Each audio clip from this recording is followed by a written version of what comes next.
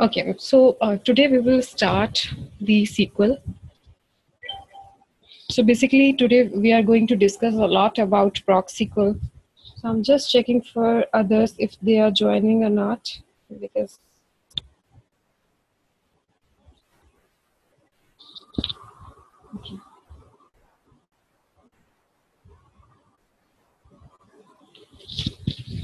all right. So I hope my screen is visible to you. Please write on chat if it's not visible.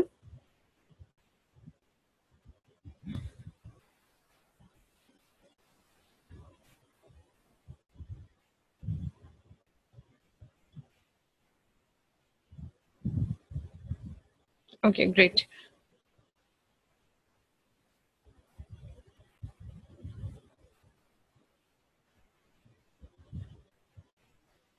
So today we will discuss about like how to fetch the data with the help of proc sequel.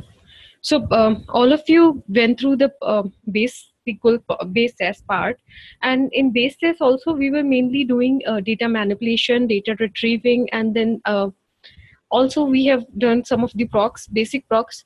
So basically our aim was like to access data, and then we need to perform some action on the data, and then doing the analysis on the data part. So this is what we generally do in SAS with the data.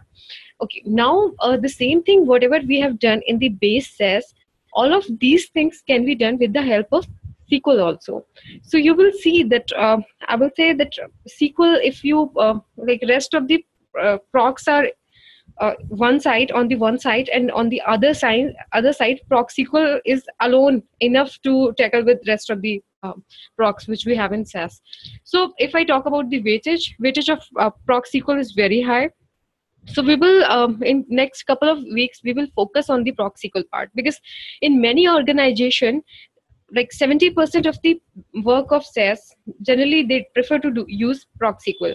And yeah, there are multiple things which you can do with the help of base SAS. So now as you have covered the base SAS, there will be one more advantage, that you can make a comparison of base SAS and proc SQL, so that you can, because you know how to do the things in the base SAS. In case if same thing can be done with the help of proc SQL, and where are the things like where we need to use the base SAS and where we can use the proc SQL. So while you will be working on the proc SQL part, you will also understand, like if I need to do the same thing with the help of base SAS, what can be the better way, like either the base SAS or the proc SQL. So you will make a comparison also. Other than this, when you will go for the interview, there will be whenever interviewer will ask a question from you, you will tell him three ways of doing a thing. So if I generally ask, like if I need to identify the duplicate values, so how you can identify? So you know, because you have covered the base test, so you will tell him that I can do this thing with in base test with this approach. Like I can use the first dot, last dot, and this way I can identify the duplicate values and the non-duplicate values also, unique values. Now, if the same thing I need to do with the help of proc SQL, so this is how I can do. And then once you are done with the macro also, you will tell him that if I want to automate this process, I will use this approach. So this way, a problem can be solved in three ways. And you should be a master of doing the like how to solve a problem in three ways in SAS. So now let's start with the SQL. So I think all of you have worked on the SQL earlier, like not the proc SQL, but normal SQL. Do you know?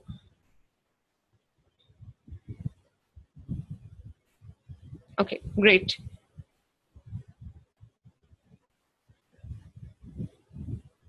Okay, so there are others also who for them SQL is new.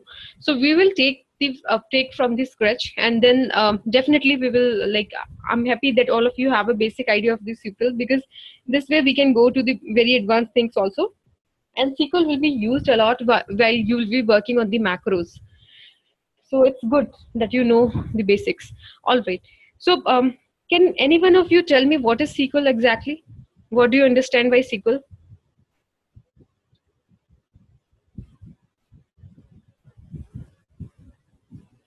Venkat, Vipin, Hemraj, any one of you, any idea? Anything you want to share about what is SQL actually? Okay, so the full form of SQL is a structured query language. So this is a structured query language. What it means, that means we are following a proper structure, right? That every language has a structure, right? So while you are working on the C, C++ or any other language, right? Good. Yep. I agree that in RDBMS for fetching the data, we use SQL. I agree. So SQL is basically a structured language that is mainly used for the querying the data. It can be used for the manipulation purpose. It can be used for definition purpose, and it can be used for fetching the data also. So now, if I need to make changes in a database, I prefer to use SQL. And in case if I need to fetch the data from the database, then also I will prefer the SQL. So SQL can be used to retrieve data, to make changes in the data, and these databases can be relational tables and other databases also. So what do you mean by relational? So relational means that in mathematics, you must, I think you must have went through the set theory part, right? So how one set is related to the another set.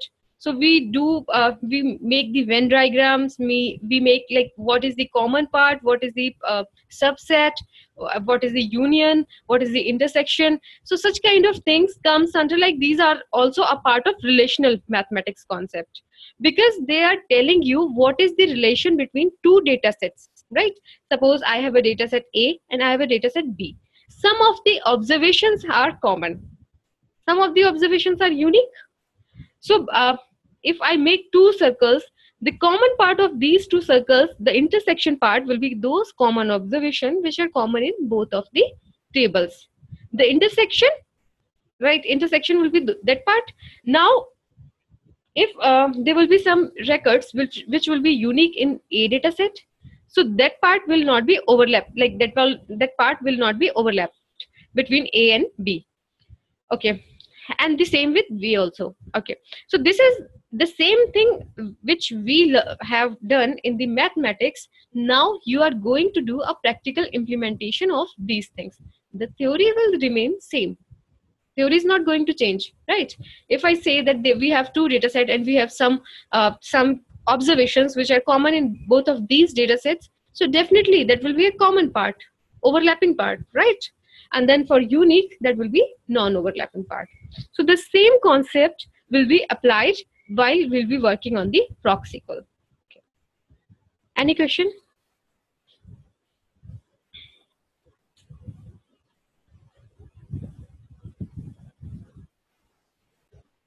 Okay, all right.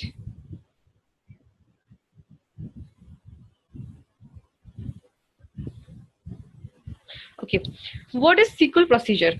SQL is one of the procedure, as I told earlier, that SAS has multiple procedures, right?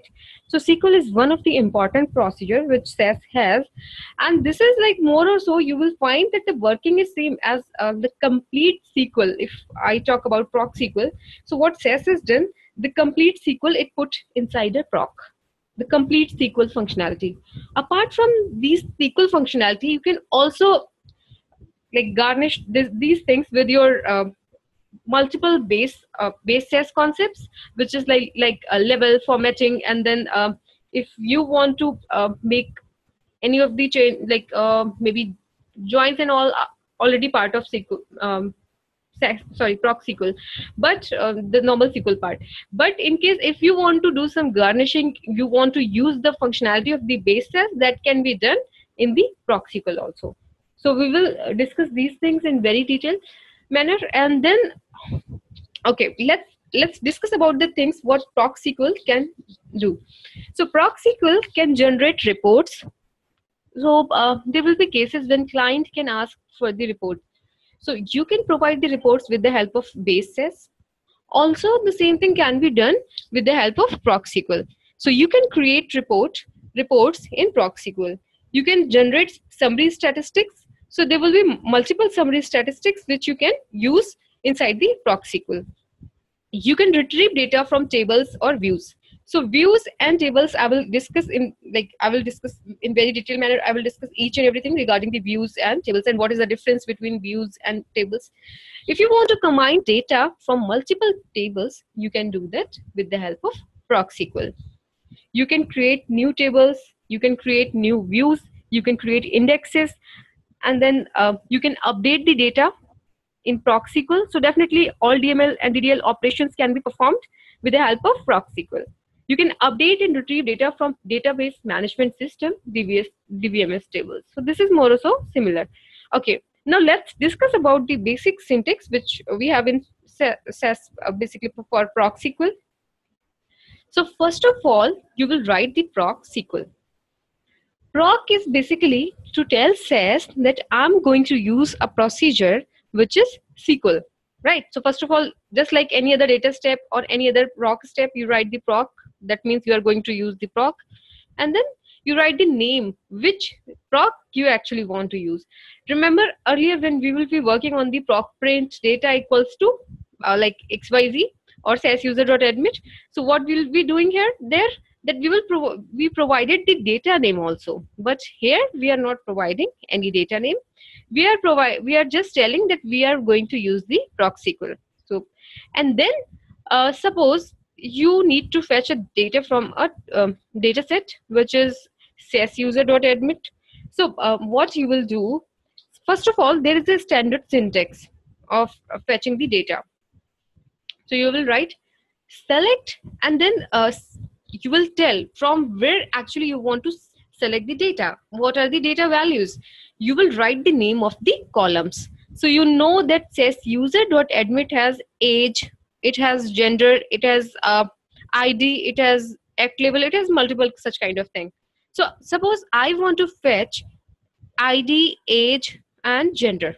So what I will write, select ID, comma gender, comma age, from which table you want to fetch the data. I want to fetch the data from SAS user.admit. So I will write from SAS user.admit. Where? So now you will tell that what exactly, what will be your condition. In case if you want to filter out the data, like where act level equals to high, that I want to fetch these three columns where we have act level equals to high. Now, in case if you need to do a grouping, suppose I want to count the numbers of observation in every act level. So I want to do the grouping with the act level. In act level, I know that three types of data we have. Its act level could be high, it could be medium, and it could be low. So I can do the grouping with the act level. That means for all the act level which is high, it will give me the observation count, and then for the next medium, it will give me the observation, and then low, it will give me the observation. Now I have the data. I want to provide it a sequence. So I will use order by. You will mention that which column you want to do the order by. It will give me the output in particular order. It can be ascending, descending based on our requirement. And then one important thing here, that we write quit. Earlier we were using, like whenever we will be using like proc print, proc sort, we always write run. But here we are writing quit. So the reason behind writing quit is SAS, when I write steps like proc.sql, that means proc.sql executes automatically. We have to stop the execution. That's why we write quit. In other cases, when we write the run, that means we are telling SAS that whatever code is written before the run, you need to execute that code, right? But in case of proc.sql, we just write quit. That means proc.sql executes automatically. Now you need to tell SAS that you need to quit this execution. So you write quit. Okay. Another important thing is like select and from these clauses are required. Rest of the clauses are optional. If you have a need of using these optional clauses, you can use this. If you do not have a need of using this, you can just write select asterisk from SAS user.admit. It will work. That means select and from these two are required clauses. Rest of the clauses are optional. Okay. So now this is an example. If you see that if you want to memorize like how to keep in mind that this is the sequence, what you can do, you can just remember this syntax that some French waiters grow healthy oranges. This is the sequence. Select from where, group by, having by, order by. So this is the sequence of using the structure. We call it a structured query language. So it has a structure and you have to follow that structure. So this is the structure. Select, first of all, we'll write the select, we'll write the from, we'll write the where, and then group by, having, and order by. So this is the structure of using proc SQL. Okay, so these are the details around like if you want to call the SQL procedure. So proc SQL is like call the SQL procedure. Select is specify the columns variable to be selected, like select age, comma ID, comma gender, something like that. From which table you or data set you want to fetch the results. So I will mention from SAS user.admit.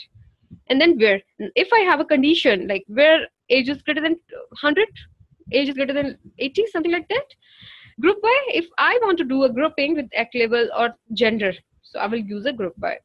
And then order by. Order by is basically what this does the sorting of the result. So you need to make sure your result is sorted by. If you want to be result to be sorted by a proper sequence, you can mention the order by and then provide that sequence. So it is basically to end the proc SQL procedure. Okay. Now all of you have done this basis. If I want to understand that if I use select inside the proc SQL, what can be the other functionality in the SAS? So in select, you can select some of the columns. So what you can do in SAS, you can drop rest of the columns or you can use a keep also. All of you have worked on the drop, keep options, and also you have worked on the drop and keep statement, right? So this is an alternative. If you can do the same thing in the SAS, you can use this option. Otherwise, you can use the select option in the proc SQL. Now, if you want to rename the column, so for renaming the column, SAS use rename equals to name equals to employee name, something like that, right? Remember, all of you are doing practice, right? Whatever I taught you in last classes, I hope all of you are doing practice at home, right? Okay, great.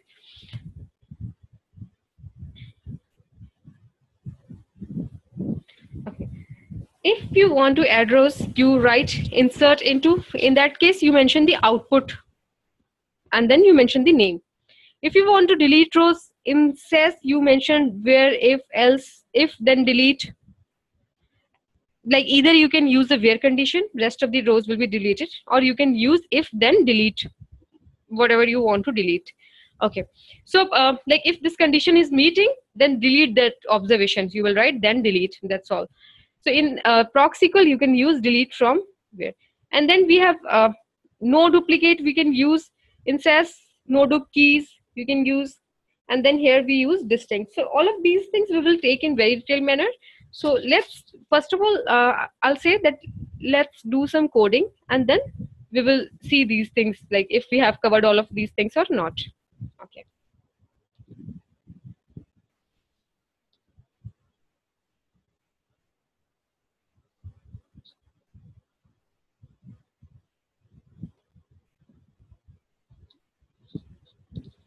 Okay, so first of all, I will take you through the basic syntax, and then I have lots of codes. We will try those codes.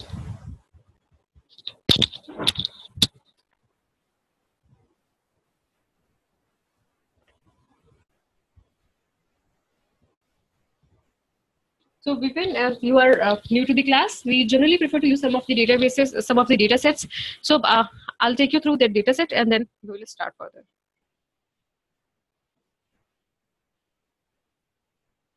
So here, this is the SAS windows which we are using, and let me take you through the structure. So here you can see three libraries we have: work, SAS help, and SAS user. We will be using SAS user, and then I'm going to use SAS user.admit. So let me take you through the data set first. So here we have ID, name, sex, age, date, height, weight, act level, fee. These are the columns which we have in the data set. And we have 21 observations. You know that how to check the, like you already have went through the base SAS details. So I'm sure that you are aware of these things, how to check the types and types of the data set and all. So one more thing I just want to tell you. Okay, great. So like whatever data is inclined towards the left side, that will be a character. Whatever data is inclined towards the right side, that will be numeric. Right. So these are the values we have inside the SAS user.admit. ID, name, sex, age, date, height, weight, act level, and fee. In act level, you can see it's high, low, mod. Now we will be using this data set a lot. So let me close this.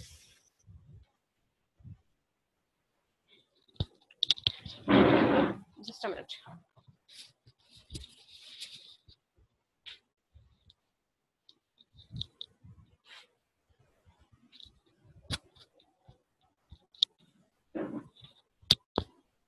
Okay.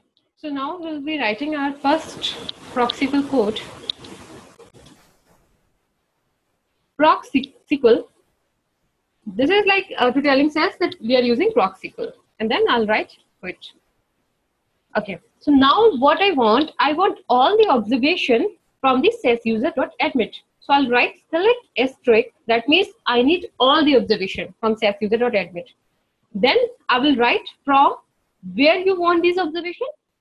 SAS user is my library and admit in my data set. So I will mention SAS user.admit. Now let's execute this code. So you can see all of the observations are here, right?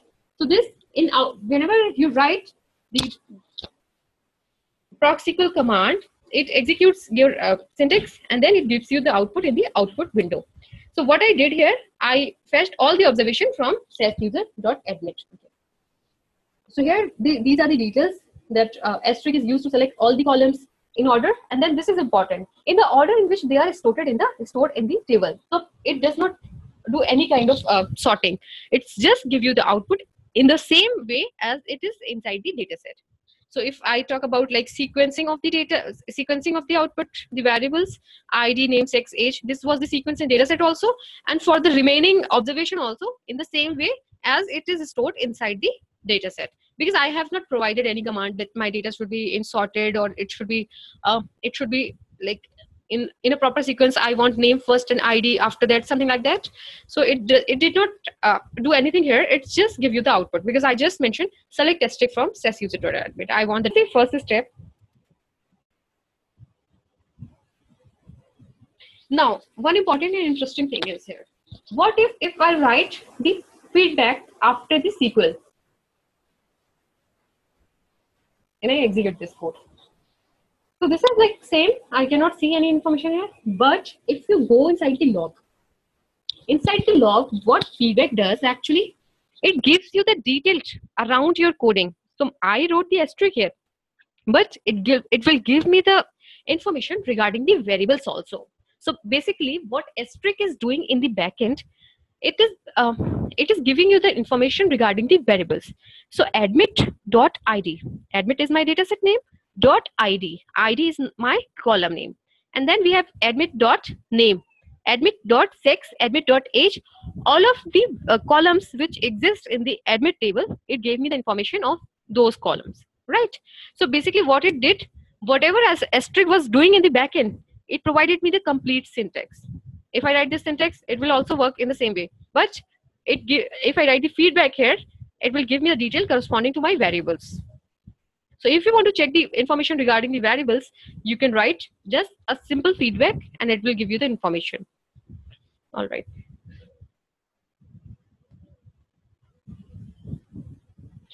Selecting specific variables from the dataset. Okay.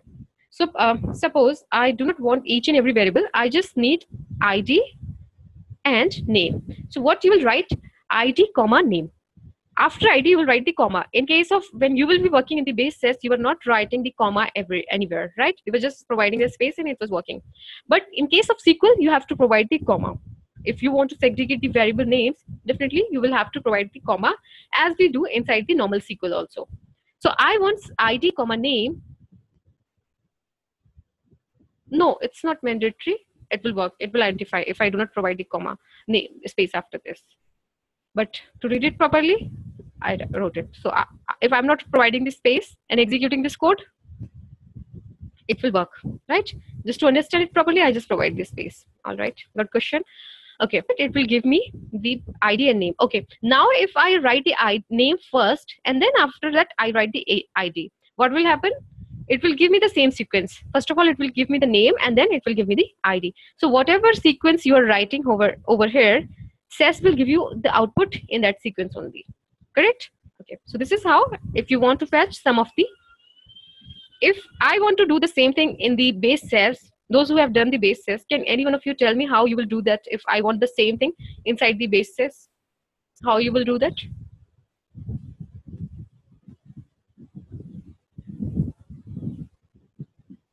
Set by set.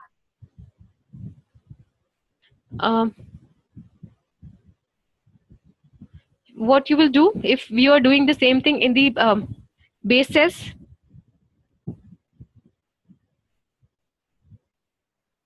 So like I cannot say that each and everything will be in the notes, but whatever because there could be multiple things which I may not teach in the class will be in the notes, and there will be multiple things which I am teaching here may not be, like it cannot be matched. But yes, more or so if you do the things in the class, it will cover most of the things. Right. You will use the keep option. Good. Any one of you, any suggestion other than keep? What else we can do?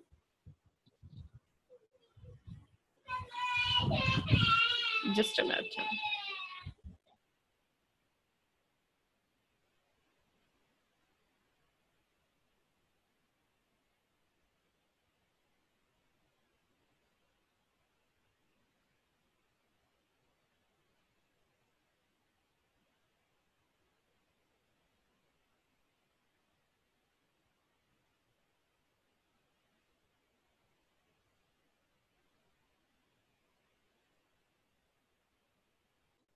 Okay, so you can use like order by sort. Okay, so I'm asking about the like how we can do the same thing in the base SAS, because we have covered the base SAS. So I agree that the same thing can be done with the help of keep option, and then you can use the drop also.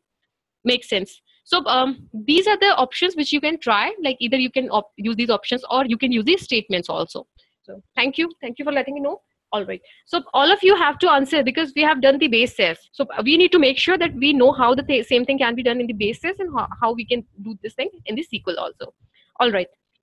So okay. Sorry about that. Okay. Now, if in case I want to limit the observations. So here I can see that I have around multiple observations I have. I just need first 4 observation. What I can write here, out of equals to 4, and then I execute the code. What it will do, it will give me the 4 of starting the first 4 observation. So suppose if I'm receiving 1000 observation and I just need 10, so I will write out of equals to 10, right? And there in base SAS you use underscore n underscore, right? And you can use a where condition also. You can use the if condition also. Okay, all right. So this is how you can restrict the number of observation. This is the interview question also. Like, okay. So there are like basically suppose if I need observation, we will cover that also.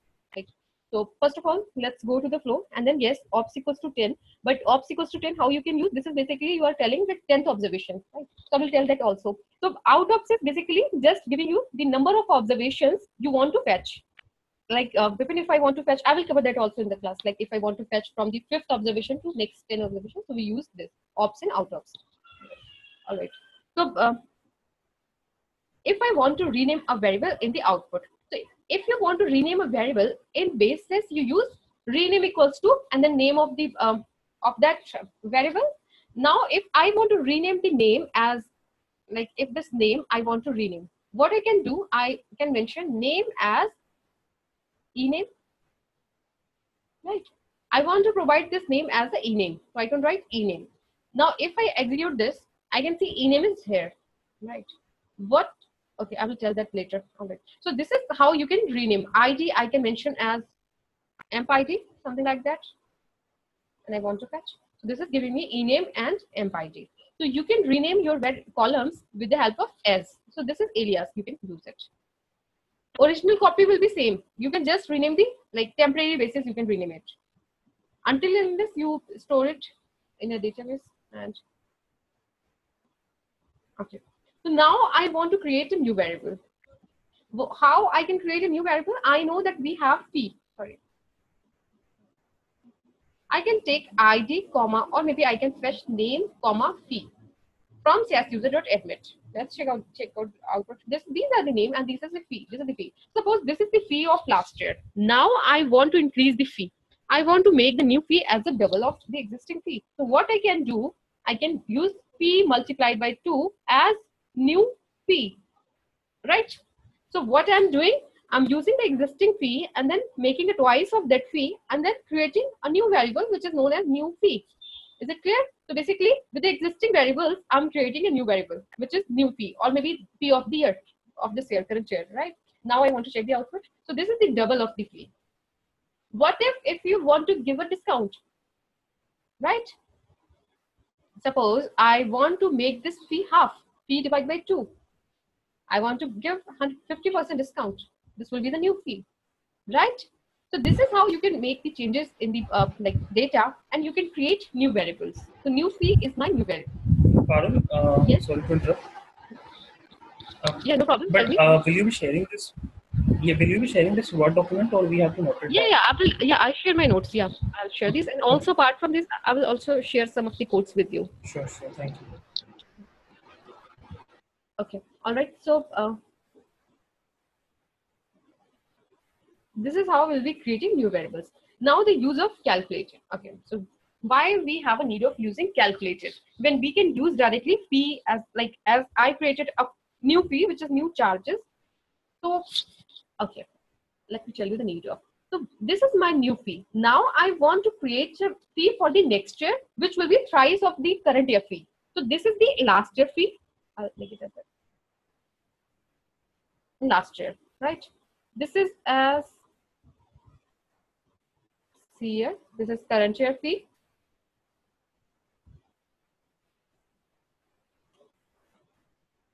This is last year fee. This is current year fee. Now I want to make a third variable. I'm going to create a third variable, which will be thrice of the current year fee. So suppose if I use this CYR fee and multiply by 3 as upcoming year. So Y year and fee. And I execute this code. Let's check out the log because I haven't received any output. The following columns were not found in the contributing tables, which is CYY. Okay. CYY, sorry, C year. I should mention the C year. C year fee. Let's check out the log now. Okay. So now you can see that you are getting an error here. Why am I getting an error here? I'm creating a new variable which is fee divided by 2 as C year fee, current year fee. This is a new variable. And then by using this new variable, I am creating a second variable which is upcoming year fee, right? Year fee. So why this is not working? This is not working because this does not exist in the table. CYR fee does not exist in the table. What I can do, I can just write calculated keyword and then I try to execute this. When I write the calculated keyword, I can see the result properly. So what is the use of calculated keyword? You will, like, this is an interview question also. So if someone asks you that you create a new variable and now you want to use that new variable in the SAS, how you can do that? You will say that if you have a newly created variable which does not exist in the table, you can use a calculated keyword. Then you can use that newly created variable for your calculation purpose. So now if someone will have a question in mind in case like if I do not want to use the calculated, what can be the other ways? Can any one of you suggest me what can be the other ways of creating the another variable? Anything which comes into your mind? I want the fee which will be the thrice of this fee. This is what I want here. Any suggestions? What can I do here?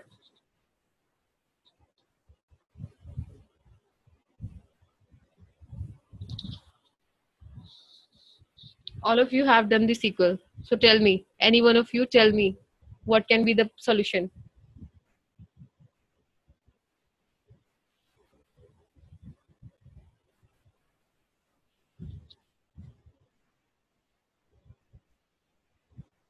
Using the result of this query in the data statement, no, I do not want to use data statement. It's very simple.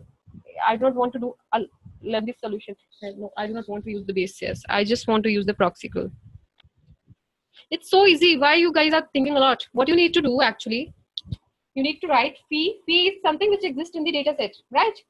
And this is the my current year fee, right? Multiplication by 3, something like that, right? Agree? This will give you the same output. So this is another way you can use. You can, because you know that fee exists in my table. But what I need to do, current year fee will be half of this. And the third year fee, upcoming year fee will be the price of the current year fee. So just normal mathematical calculation I can do. Okay. Now, when I will have a need of using calculator. So this is a very easy example and I can use this again and again. What if I'm using a board mass and my calculation is going something like this, right? I'm using, and then I'm multiplying by something new variable, and then I'm dividing it by 3, 5, and then I'm using another calculation. It's going on like going very lengthy, right? So you are taking a log also, and there are multiple other things also. So suppose this is very long code, right? You wrote so many things here, many calculations. And now if I want to apply another calculation here, so you will have to write this code again, and then you will apply the multiple calculation on this one. But if I directly use this, the name of this newly created variable, those like that number of calculation will be like I'll save some lines of code. I'll just write the variable name and then I will perform the calculation on this newly created variable. So that's the reason that we prefer to use calculated, right? And then we write directly CYRP multiplied by 3. So this is a very easy way, because this will make our life easy. I do not have to write the same calculation again, and then I'll perform my calculation over this variable. So I will just write the column name. That's all. And then I will write further calculation, which I may have to do. So this is another way of doing this thing.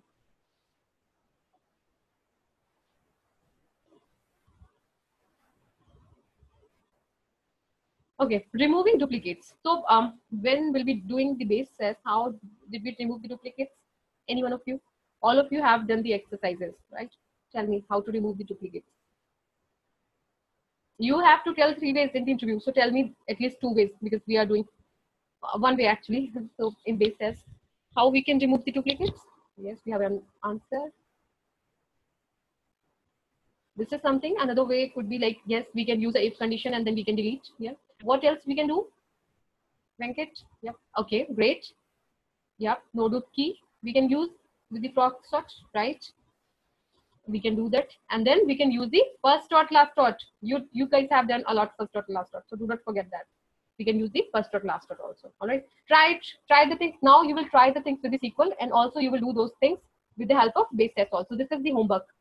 Okay. All right. So I need to identify the distinct values. So what I can do, I can create a, first of all, I can create a data set, because that is not a good. So I can take the ID, the easy one. I will write the cards. And then 4, 4, and then 5, sorry, 5, 5. Okay. So this is my data set A. What I want to do, I need the distinct values of the ID. What I can write here, proc SQL. I will write select. What I need to select, distinct ID from A. Select distinct ID from A. Let's execute this. These are the distinct values of the ID. So whenever you will have to find the unique observation, what you will do, you will write the select distinct and it will give you the unique observation. Okay, so this is one way of identifying the distinct IDs. And suppose if I am working on the another data set, which is like, I'll do a copy paste here. Copy. Now I need to identify unique attributes from the test user.admit.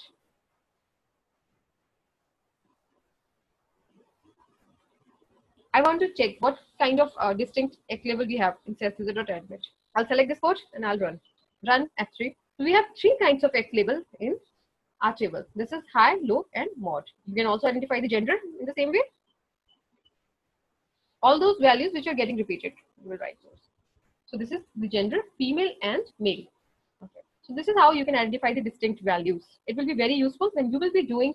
Now we are learning the basic syntax of this proc SQL. Once we have expertise of the basics, we will move towards the advanced queries, and those will teach. For them, for using those queries, you should have understanding of the base very clearly. Then only you will be using those SQL queries. So before that, I want to make sure that we have a basic understanding of the proc SQL. Okay, so this is how you can use the distinct. Okay, this is important because we will be doing the leveling and formatting. So I'll take this example, how to level and format the code. So in base SAS, we used the level and formatting. So why we used the level and formatting? We wanted to make our code much better, and like it can be understand, like we can understand it very easily. So at times we can see that there will be you will receive the data from the client, and there will be fields like field_1, and you will have some data in that, and then you will have another field which is field_2, field_3. You know that these are the fields, but what is the mean of using these fields? If I am working on the analysis, I should have understanding of these fields. So what I will do, I will give them a proper name.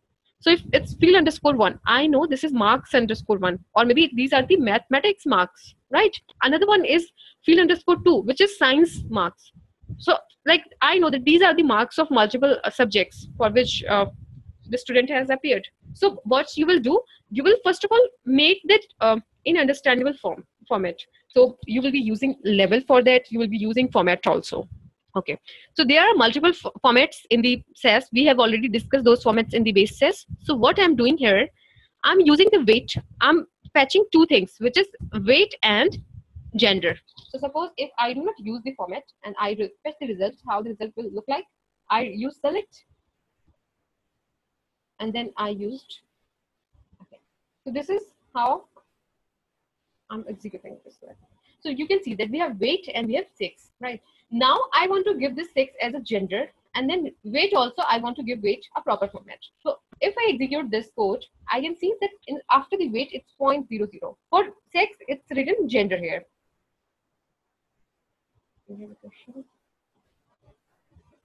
Format is case sensitive in query. Okay, all right, good question. So I will tell you one thing, you will be able to identify the difference actually. Whenever you are dealing with the data which is inside the data set, that will be always case sensitive. Whenever you are writing the variable names, or you are dealing with the names of the libraries or any other thing, so that will not be case sensitive. So SAS is not a case sensitive language, but yes, data is always case sensitive. Okay, now if I say that level equals to gender, whatever I have provided inside the double quotes, that will be case sensitive. All right, so if I make it, like if I write it here in a small and I execute this code, you will see that here G is small. So whenever any data which is inside the quotes, double quotes or quotes, that will be case sensitive. Okay, and data is always case sensitive. All right, the variable names and all, these will not be case sensitive. Okay, so if I write this level in L and small, I write it in small, it doesn't matter. It will work in the same way, give me the same output. Okay, all right, so now try to understand this. What I did, I provided weight a format which is w.d. W is how many points of how many places of decimal I want the values. So I want the values up to 2 places of decimal. So I write here 0.2. Okay, then we have, I want to provide a level. Level is basically a alternative of writing alias. I can write as also, I can write a level also. Okay, so you will write the level equals to gender. This is how you can write the values. But like suppose there will be multiple things where suppose I want to provide a percentage format. So I will use format equals to percentage, and then what kind of percentage format, I will write w.d. And then you can use the comma, dollar, right? All of those things which we have covered in the base SAS regarding the format and level, the same way will be applying the things here in the proc SQL. So all those functionality can be used in the proc SQL also. All right, so we'll try whatever I taught you in the base test, you will try those formats in the SQL also. And when we will be working on these exercises, you will use these things. Okay, sorting. Sorting, you know that in proc sort also we do the sorting, and we provide that either I want to sort the data with ascending or descending order. So let's check out the details also. The order by clause returns the data in sorted order. So this is basically telling SAS that if I'm using order by, that means my data should be sorted in the order which I have provided. Now, order can be two types. It can be ascending or descending. So remember, when we'll be working on the proc sort, we write ascending, descending. Properly, we write ascending, descending. But in case when you are working in the proc SQL, you will write ASC and DESC. So here you can see that ASC and DESC. That means weight should be in ascending order and sex should be in descending order. Okay, so let's understand this code first. If I do not write this here,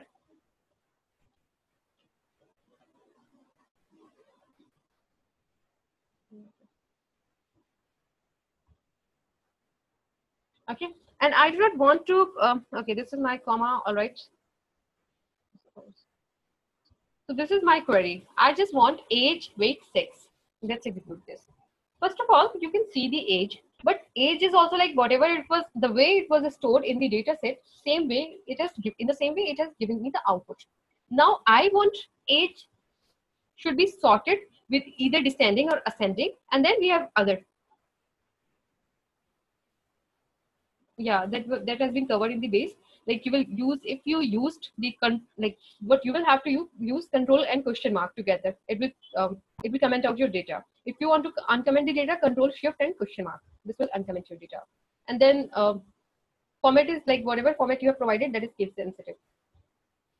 Okay, so here we are discussing about like if I write this query, this will give me the simple output, how my data is stored in the data set. Now I want the output that data should be sorted by order, which is like weight should be ascending, right? That means first of all, it will ascend all the weights, and then corresponding to this sex, which is those corresponding to those weights, whatever sex we have, so that will be in a descending order. So let's execute this and try to understand this.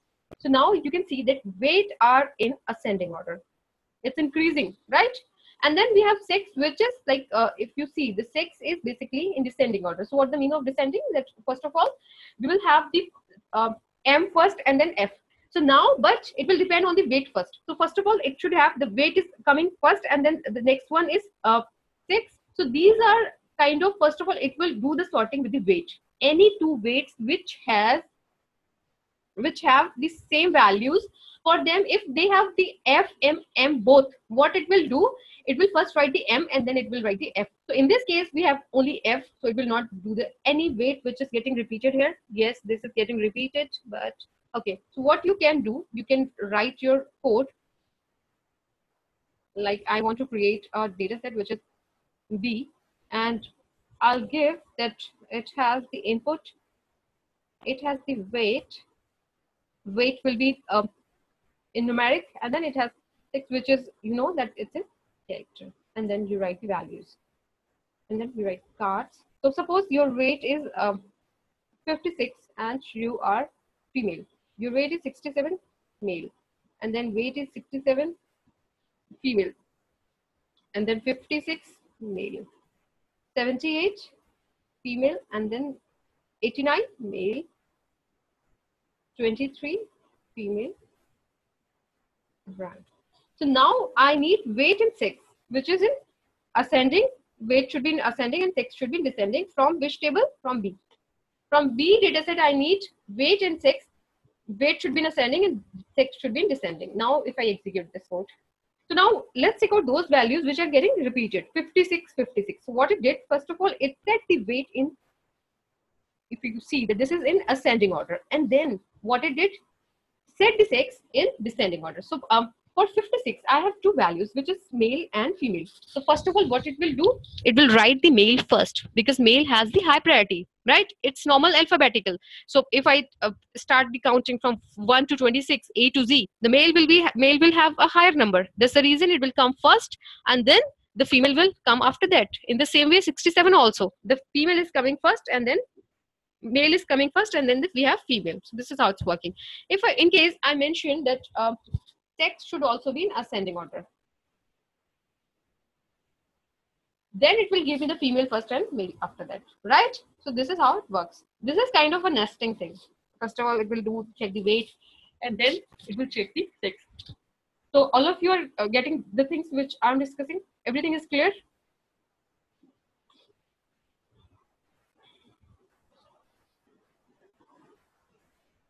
Okay. Next thing is subsetting with the weight loss. All right. So how we can subset our data set. This is my data set. I will not write these things. I want to make a subset, and how we can do the subsetting, I can just add a where condition where I want only those people whose gender is female. So I will mention where sex equals to female and write a semicolon here. If I execute this code, I will get the data of those whose gender is female. So this is a kind of subset. It's creating a subset for me. If I write the female name here, it will give me a subset of males. So this is how you can subsetting the data. So this is subsetting a data set. You can also mention that where weight is greater than, you can mention where weight is greater than 60. I want only those participants whose weight is more than 60. It will give you those, right? So you can subset the data on the basis of requirements. You can add your conditions. The same way you used in, the same way you have done in the basis also. Okay, now there are multiple conditional operators. So let's try some of the conditional operators. Between and, okay, so between. If I want to I want those participants whose age is between 60 and 80, not more than 60 and not less than 80.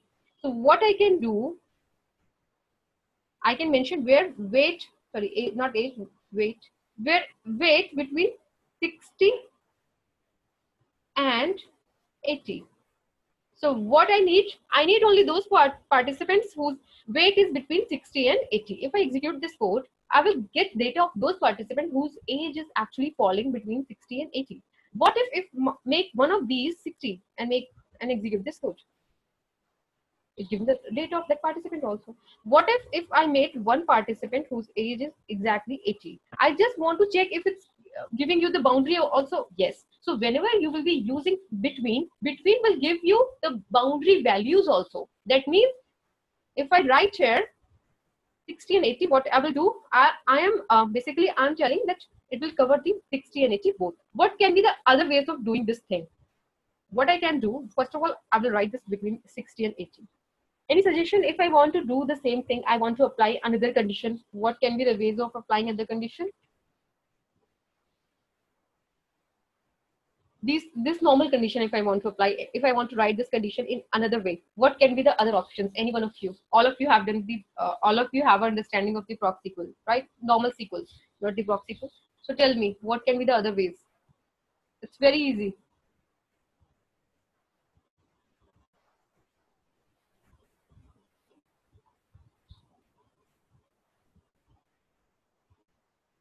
Right?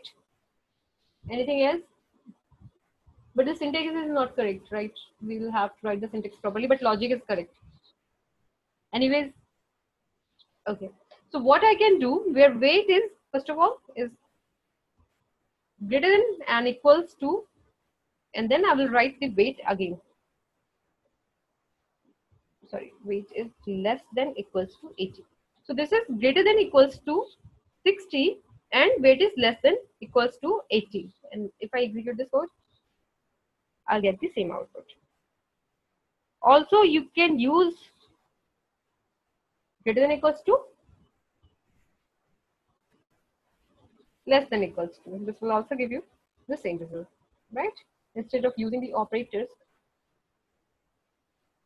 Apart from that, you can, there are other ways also which we can use, like weight, and then here I can write the greater than and less than, the operators, with the help of operators also. So we'll be checking multiple other ways also, like we can write weight in mid, and then we can give the conditions. Okay. Now next, this is regarding the, now we have checked one thing, which is between, how to use the between. Now if I want to use the content, So contains is basically, suppose you are working on a string, and so basically you're working on the characters, and you need to identify some of the, like I want those participant which contains M, like whose name contains M, something like that. So either you can use the contains syntax directly, or you can use the question mark also. Question mark works as a, like it's alternative of, instead of writing contains, you can directly write the question mark. So question mark operator or contains select the observation by searching for a specified set of characters within the value of the character variable. So this is the example, like where first name contains DE. That means it will give me those participants whose name contains DE. It doesn't matter if it's starting or ending. It should contains, like it should have a value of this. So if in case has a name which contains MU, Murray, I think W Murray or something like that. So if I execute this code, I got one observation where name was Murray, right? And if, let me check the other, what are the other names? Okay, these are the names actually. I know that NU, PE, they're multiple, right? So suppose I just want those names which contains P.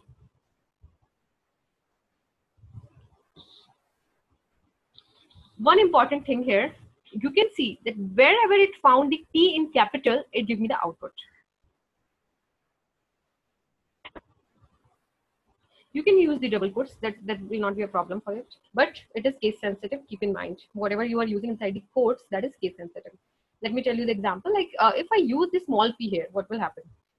It does not give me any result, right? That means no data set has this value. If I used small u, yes, multiple names have a small u. If I use a capital U here instead of using the small u, will it give me the same result? No.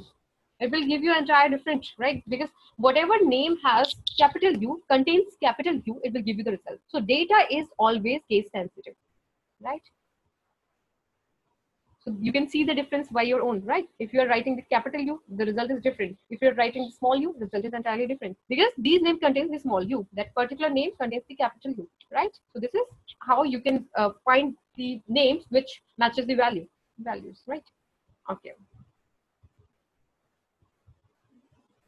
In operator. Okay, before moving, I think it will contain the in method. We have covered these things. Case operator. Okay. Let me give you the other details also. So this is something which I will give you. Let's do more digging inside the proxy code. So let's check out the other codes.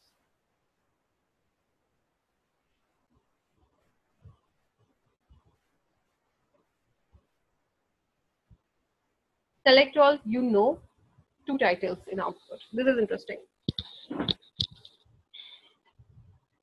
So what does it mean, two titles in the, suppose I want titles in my output, like I'm creating a report and I want titles in my report, like I want to tell that client that this is the report and this is using this functionality or anything about the report.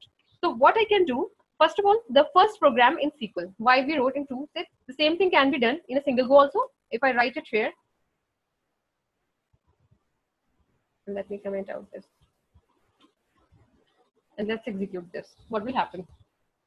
The first program in SQL, what it does, it gave me the output in a single title only. Now, if I want, the title should be segregated in the title, it should be in the next line. What I can do, I can mention the whatever I want in the first line, I can mention in the first line, and the data which I want in the next line, I can mention in the next title. So title is just to provide the details around the code or the output, right? So I can write the first 5 observations from the SAS user.admit or anything you can want to write. Yeah, tell me. Any question for me?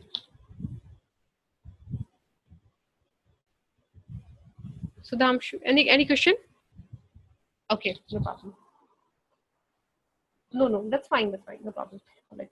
So this is basically, if you want to be the output in the titles in the next line, you can write the title 2. Okay. If you want the third title also, you can write the title 3.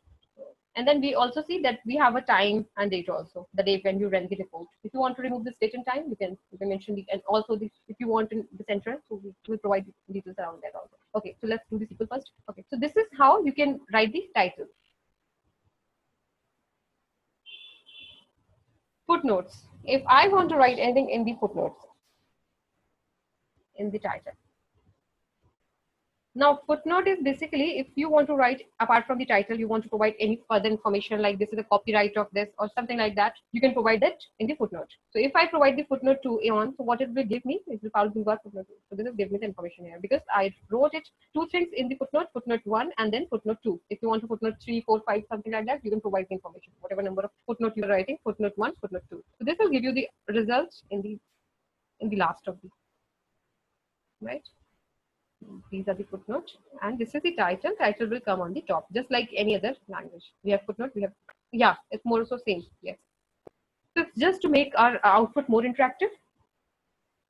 Okay, this is how to glow, if I say the global title. Suppose this is my code. I have not provided any information regarding any title. I just mentioned select extract from sasuser.admit. That means just give me the output of sasuser.admit, and let's execute this code.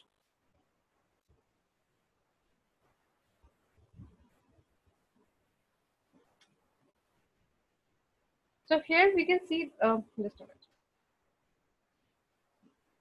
I mentioned the first note, so it's giving me the program. I will have to start this yes again and again. No problem. So it's asking basically the first program, my second, so it's giving the title. Anyway, so suppose I want to remove the titles. So basically, I'll have to start the session and then it will remove it. But if I want to remove the global titles, what I can do, I can mention my own titles first of all, right? So suppose here I mention my titles. Now I want to remove this. I just mentioned title 1, title 2, and I will use this. So that means I'm not providing any title actually. So it has removed those title and footnote also. If in case I mention something inside the title, it will give me the title. If you want to remove those titles, just write the title 1, title 2, footnote 1, footnote 2. Whatever title and footnote you have provided, just provide the blank now kind of. So this will remove your titles. Multiple SQL statements.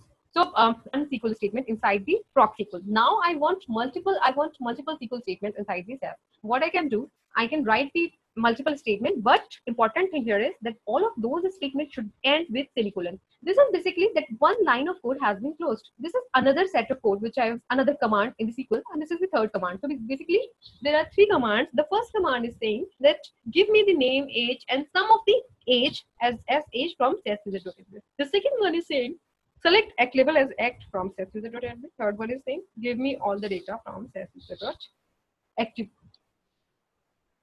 Active administrator.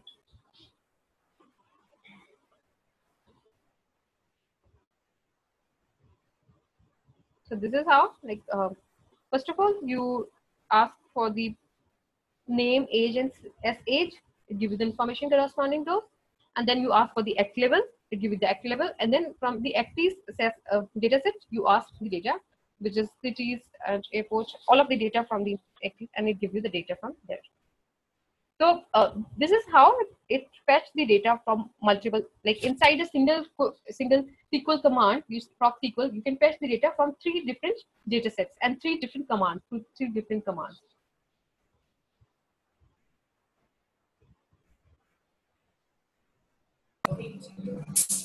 Can't we use the joins over there like which we use in secure? Yeah, definitely. We can use the joins. We can use all of the functionality which SAS has provided. So we'll be covering joins also in the in first 2 classes. We will cover all the basic things which we have in the proc SQL, and then we'll be covering the joins. Yeah, definitely you can use the joins. Unions also you can use. So anything which exists in the SQL, you can use those functionality. And apart from that, there will be several things which I will tell you in the macros, like SQL into, SQL into, so how to use that, and you will see that that is really helpful. Multiple things you can do with that. Okay. This is nothing which is urgent, important. But suppose there's a case where you want to fetch. Okay, this is my data set, and I want this name as employee space name. So, okay, execute this. This is the name of your basically employees. Now I want to give it a proper name. So what I can do, either you can write the level. If you're writing the S and you write the employee name,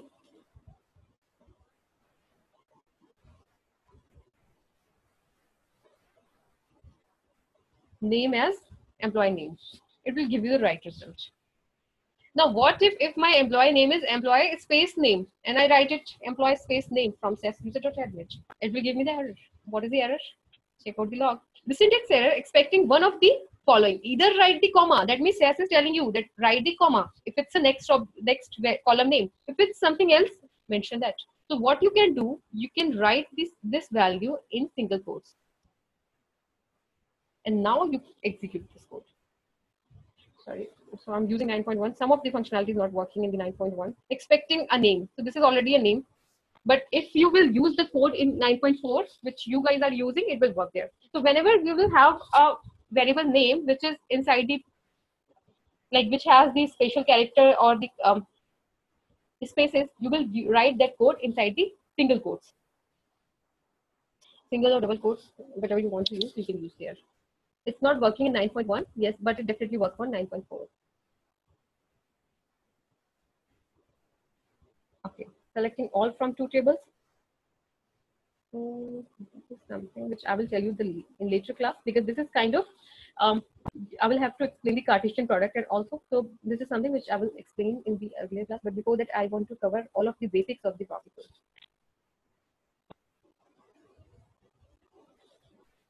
Okay, so these are the options.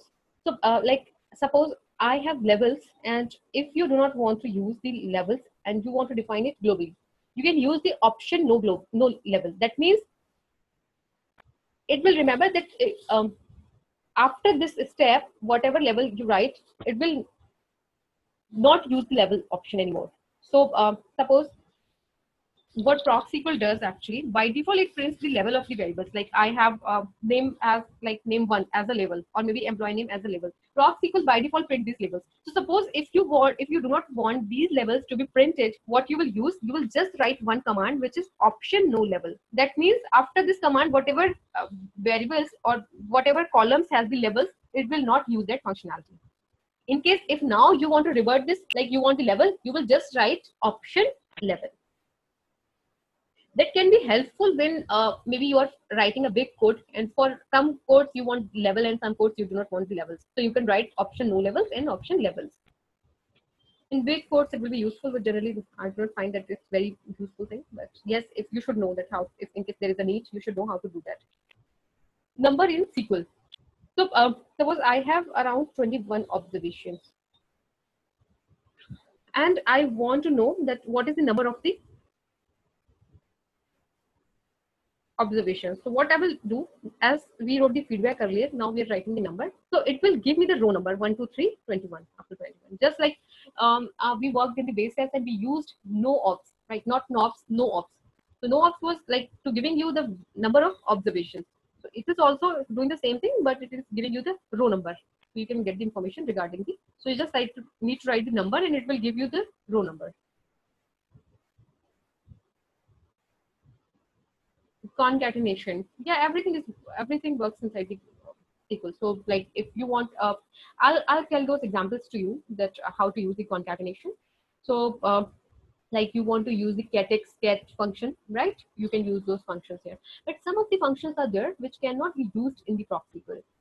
So I will tell you what are those functions, but other than that, most of the functions you can use inside the proc_SQL.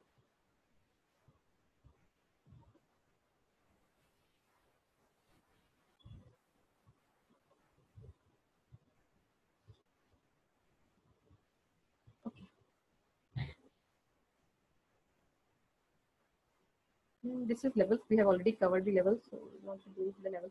Now your question, out of and out of what out of was doing there?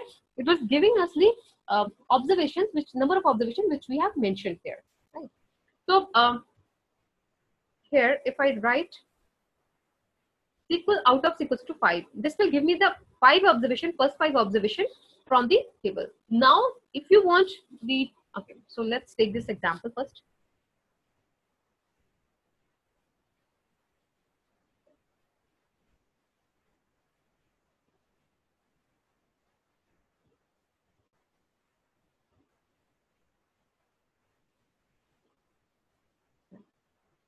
So write the proc_SQL out of equals to 5. and then select restrict from SAS user dot add it, and then quit. If I execute this code, what it will give me? It will give me the first 5 observation from safe-user.admit. It did the same, right? Cool. Now, if I want to do the same thing with the proxy proc print, I mentioned ops equals to 5. Let's check out the output. It also gave me the same output. So, if someone asks, like, what is the difference between out ops and ops? So, ops, like, if I use this inside the proc print, it gives me the same. But what if I mentioned here, like, if I use it here, ops equals to 5? What it will give me. Just let's see what the log. So I got an error here, right? This is regarding the syntax error. So ops can be used inside the, you mentioned, like, if you are like, if you want to use as a data set option, you can use it, right? So what if I mentioned here that I want the 10 observation, sorry, I want 10 observation. Here I mentioned ops equals to 20. What will be the output?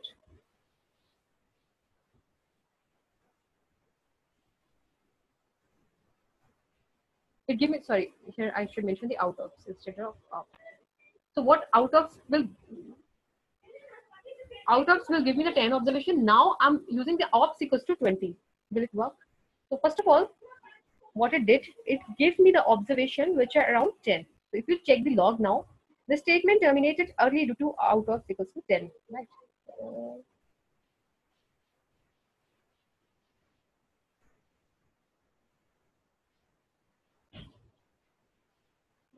So what it did, first of all, out ops give me first 10 observations, right? And then inside the 10 observation also, I mentioned that SAS user from SAS user.admit take 5 observation only. So basically, ops will work as a data set when you are dealing with it as a data set option. You can use it. In case of out ops, it will give you the result, the number of observation which you mentioned inside the out ops. But it should be at least that number of observation should exist in the output. So basically, if I add a condition and I'm receiving only 5 observation, I have mentioned the 20 observation above in the out ops. So definitely I'm not going to get 20 observation. It will give me 5 observation only. But if you are sure about the results, then you can easily mention the things that I want only 5 observation from this, or maybe 10 observation from this.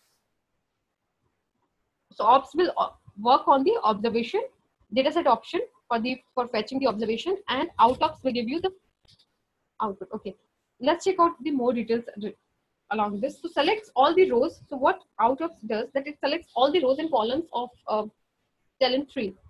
With limiting the output by out ops, it will display the first 5 observation. We know this thing. The out of option is similar to the ops dataset option. It is also not a global option. That is okay. That is fine. So like if we want to do the same thing inside the dataset, we can use the ops equals to. And if we want to do the same thing in the SQL, we will mention the out ops. And the same thing you can apply inside this also, like here inside the SQL also. If you do not mention the thing here.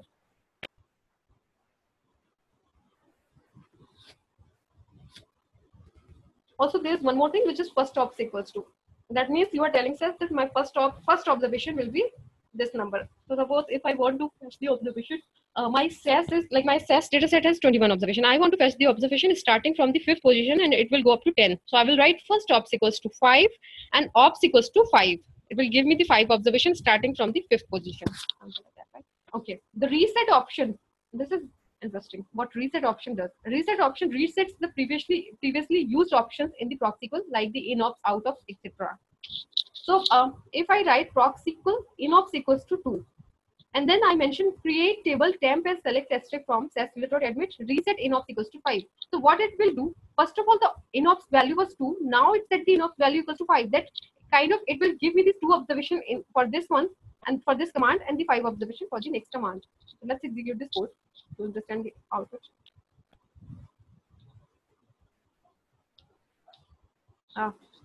9.12. Okay. So only 2, it's saying along the warning that 2 records were read from SAS.admit due to in ops equals to option. I agree. This is what I want. And then 5 observations were read from this. And it has created temp and it has created temp 1. Now let's check out the output. It will create the data set inside the work. So we have created two tables, temp and temp1. I will tell you, I will provide the more details how to nothing else. So here you can see that we have taken 2 observations. In the temp1, we have taken 5 observations, right? So, okay, now you will say what is this, what we need, why we have a need of using this in ops. The reason behind, because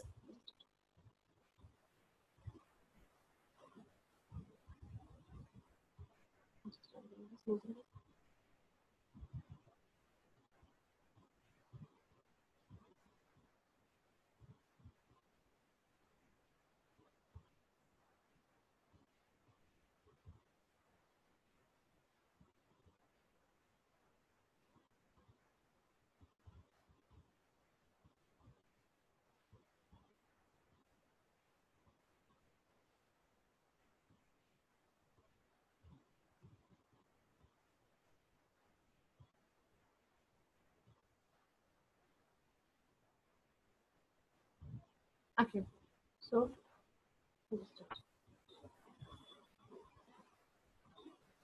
this is my code. What I'm doing here, first of all, in the proc SQL, you will, if you do not write this condition reset, what happens?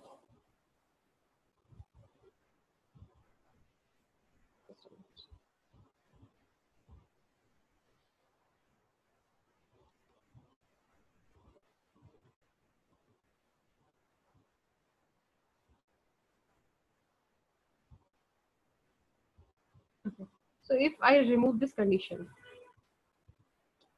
let's work with this flow.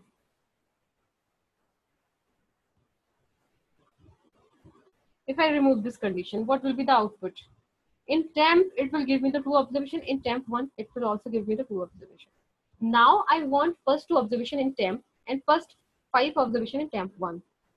So I have mentioned the inops in earlier steps. So by default, it will treat like in both of these steps, while we are creating new data set, which is temp and temp1, it will store 2 observations. So what we can do actually, we can use a reset option and we will reset the value of inops equals to 5. That means till here it will this accept this inops equals to 2. After this step only, if I am creating 10 new data set, it will take the observation as 5 only. Okay, so this is the reason that we are using reset inops. You know how to select a specific. I'm going to close it.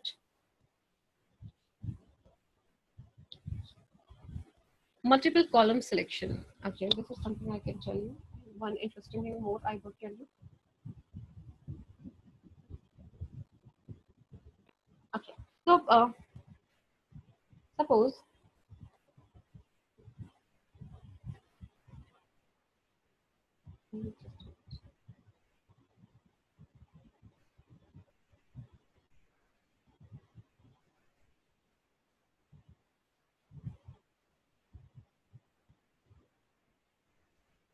let me close some of these things.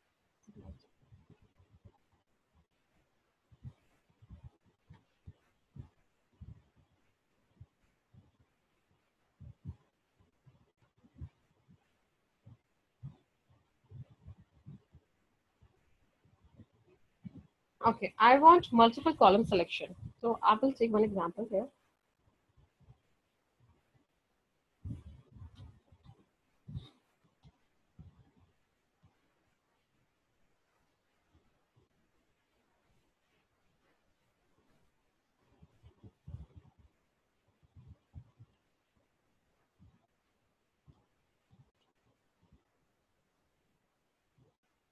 So it gave me the all the. So I want to delete actually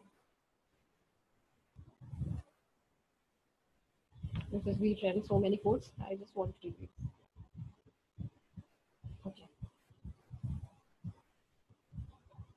I have to write it again. Proc people select asterisk from.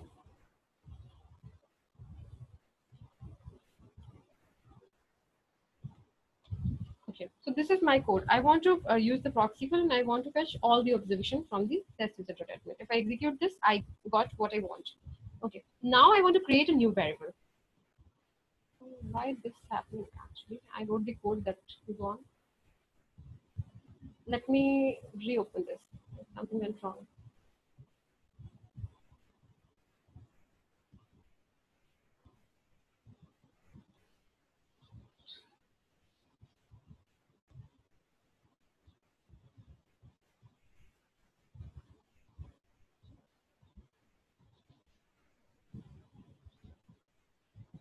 Okay, so still the time it's opening. So let's check out the details. Like, suppose I want to fetch all the observation, all the columns from the SAS user.admit, and I want to create one more column, which is new fee, and that will be of double of the existing fee. How I can write the code?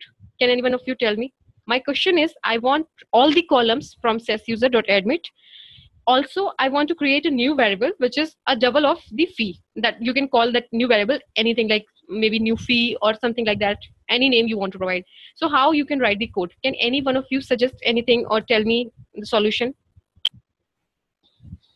What are your thoughts? Because it's more so the things we have covered it, the question is from that only, but I just want to know that if you can think beyond that, whatever I taught in the class. So tell me how to create this, how I can create this. Tell me the code.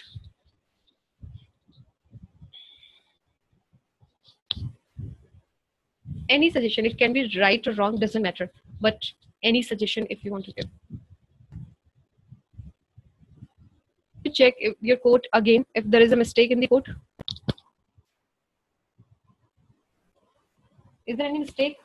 Can any one of you suggest? Is there any mistake in this line?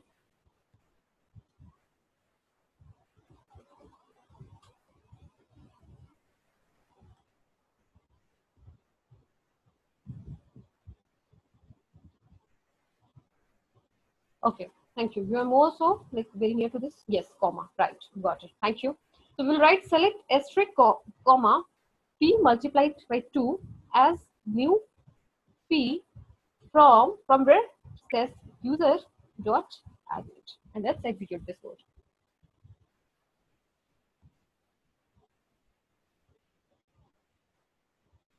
I cannot see the fee actually. Okay, it's here. Cool. So fee and new fee, you can see the values here, it's double. So this is how you don't have a need to write each and everything. You can just write the asterisk comma fee multiplied by 2 as new fee. Cool. In case if you need some of the variables, you can mention those variables here. Also, you can while I'll tell you how to create a table also, you will, okay, let me tell you how to create a table also. Now you have this output. Now you want to store this output in a new table. So how we do this thing in the base test? We use set, right? And we create a new data set. Now I want to create a table, which is create table temp as, and just all. I just need to write these 4 words and it will create a new table for me. Okay, let's execute this. Let's check the output. In the work, if I go, it created a new table which is temp. Let's open what is inside the temp. This is the data which is inside the temp. Now I want to fetch this data on the output window. What I can write here, proc SQL select asterisk from which table? Temp.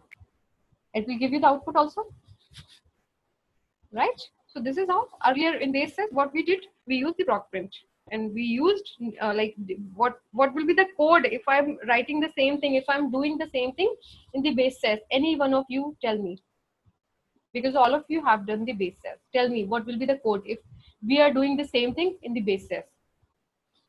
It can be right and wrong, it doesn't matter, but you tell what that matters for me. So tell me the solution.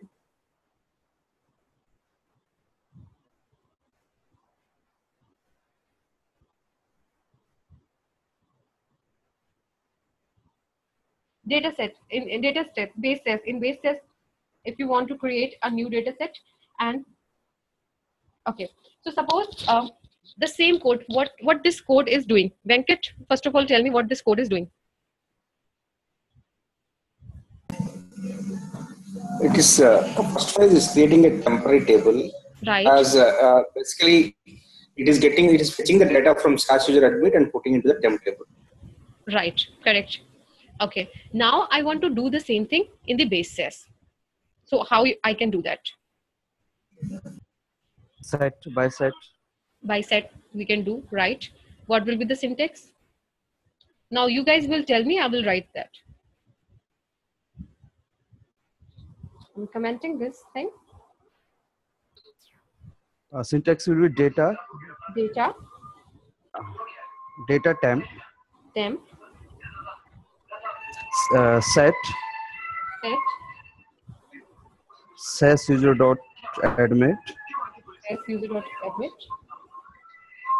column and next fee. New fee is equal to fee multiplied by 2. New fee equals to fee multiplied by 2. Then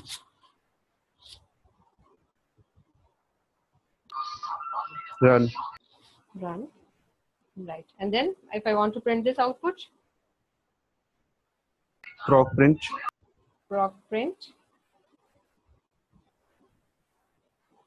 Data is equal to temp. And run. Okay. Now I'm going to delete this earlier one to make sure that my code is working fine, right? Your code is working fine, right? So I'll execute this code. Data is getting printed. Also, let's check it. The temp has been created and data is getting printed. Good job. So yes, these are the steps we need to follow if I want to do the same thing with the help of base SAS. Now you know the two solutions, right? Thank you. Thank you for the solution. Okay. All right. So I'm going to delete this.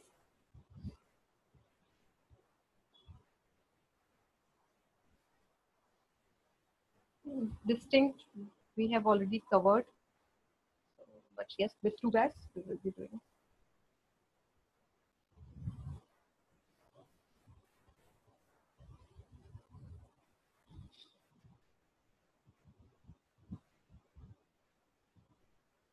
So suppose if you are writing the distinct age, you can also write the conditions. It doesn't matter. You can write the multiple conditions and you can identify the distinct variable, whatever variable you want to fetch. Let's execute this code. What this code? Okay. Anyone of you can anyone of you tell me what will be the output? So what here is name and age. These are the names AM6, AM6, AN9, MK9, and SC7. And I want distinct values from this data set. What will be the output? Any one of you?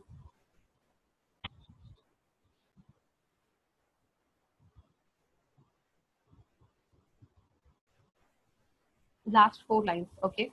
Anyone else? Thank you.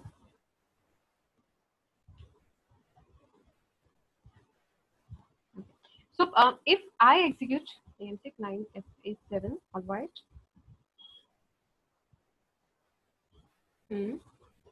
Okay. So what I have done, I have used the asterisk here. Asterisk means that all of the values, right? I have not provided a single name here. If I values of age, if I write distinct name, it gives me the distinct value of name. Now, as I wrote asterisk, that means both of the variables. So it will give me those values which are unique. So basically, if I write the asterisk, it will give me the unique values for both of the values. That means by observation, what values will be unique, it will give me the output of those. So if I check, we used a kind of nesting first dot last dot. Remember when we took one example that was of name and age, and we used how we can use a nesting age or whatever was the second variable. So the same concept is applying here. What we are doing, if I use select distinct asterisk, that means it will give me those observations which are unique actually. By observations, I mean to say that if you check AM6, the complete set is unique. It should be unique. So second is repeating, right? So it will remove the second one because I need the unique. Then AN9, the combination is unique. It's not getting, there is no AN9 again, right? MK9, the combination is unique. There is no MK9 again. So it will give me the distinct values, those values which are not getting repeated as per the observations, right? So suppose if there is one more variable, which is like maybe gender, right? And these two values has a different gender, same gender, sorry, has a different gender, right? Here I can write female, and then I also write AN9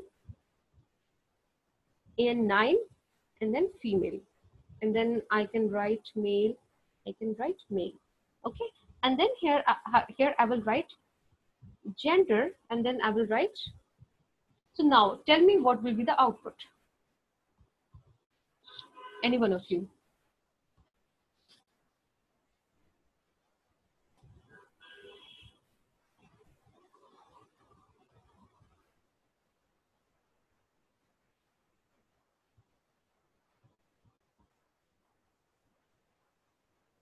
Any one of you? First two and last three lines. First two and last three lines. Okay. Anyone else?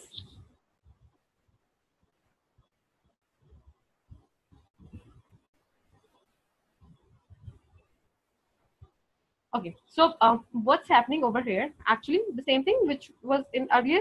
Why, according to observation, it should be unique, right? So AM6F and AM6M, these are not according to the observation. These two values are not matching equally, right? Because gender is different for them. If it's female and this is also female, it will be unique. The only one will be considered, not both of these. In this case, both of these, only one will be taken because these are kind of repeating. Values are repeating. So if I execute this code, I got AM6F, AM6M, and then AM9F. Those has been, the A and 9F rows have been removed. One of the row has been removed because that was a duplicate. Rest of these are not duplicate. So we have got these rows. Okay, so correct. Whosoever has answered this correctly, thank you. All right, moving to the next one. So now is it clear?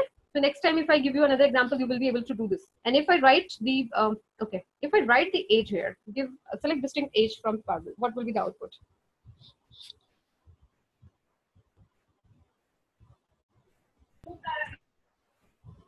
Only 697 rows will be appear over there. 697. Cool. Okay. If I write, what will be the output?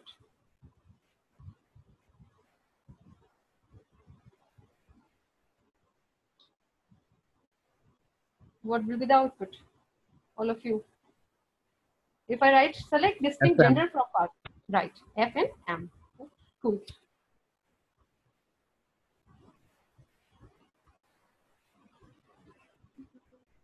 Node of you have already done. Views. Okay. Let's do the views.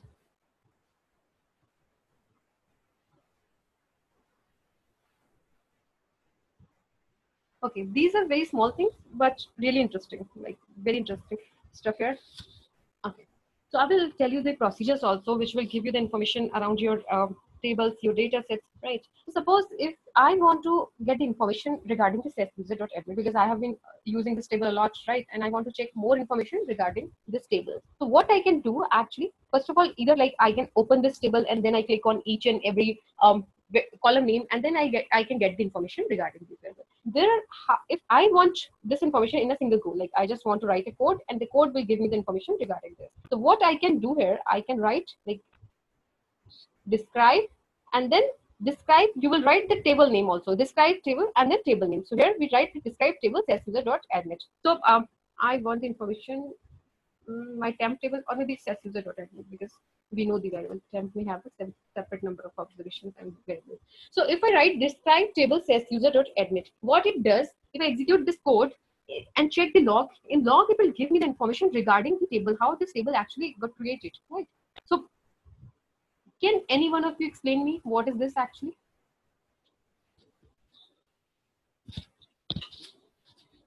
Or try to understand this code and then I will explain it to you.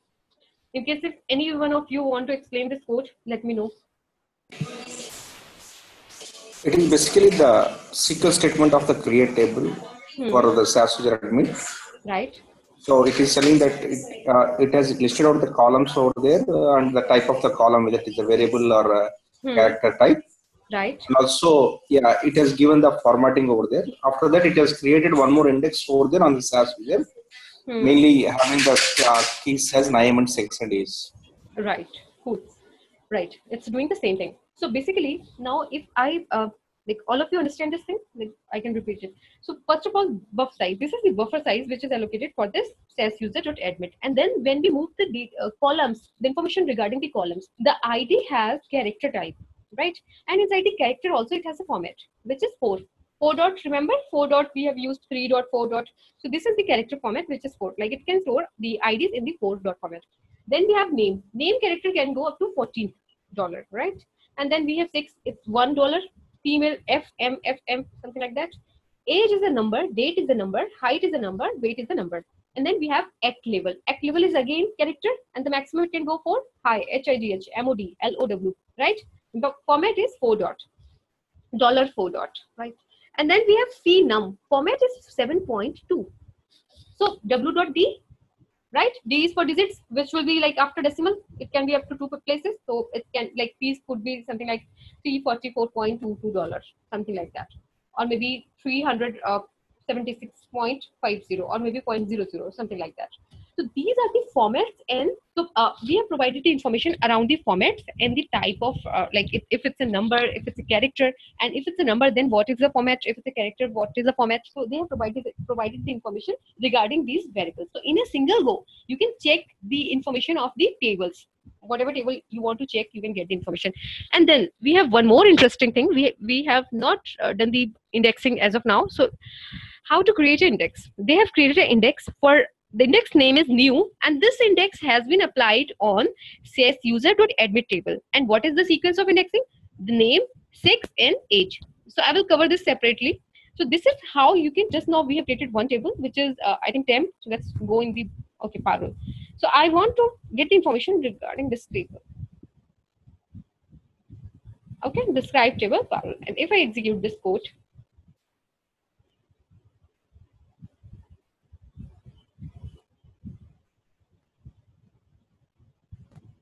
so this is giving you the information like 4096, size is different, and then name, character, age, num, gender. Okay.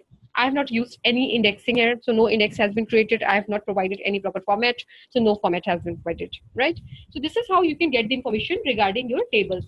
So if someone asks you that how you can get the information of your table, of your data set, you can say that I can write the describe table.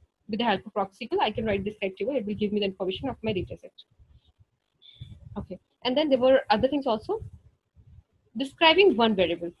So if you want information regarding one variable only, you could just use a dataset option, which is keep equals to name. What it will give you? It will give you the information regarding the name only. All right.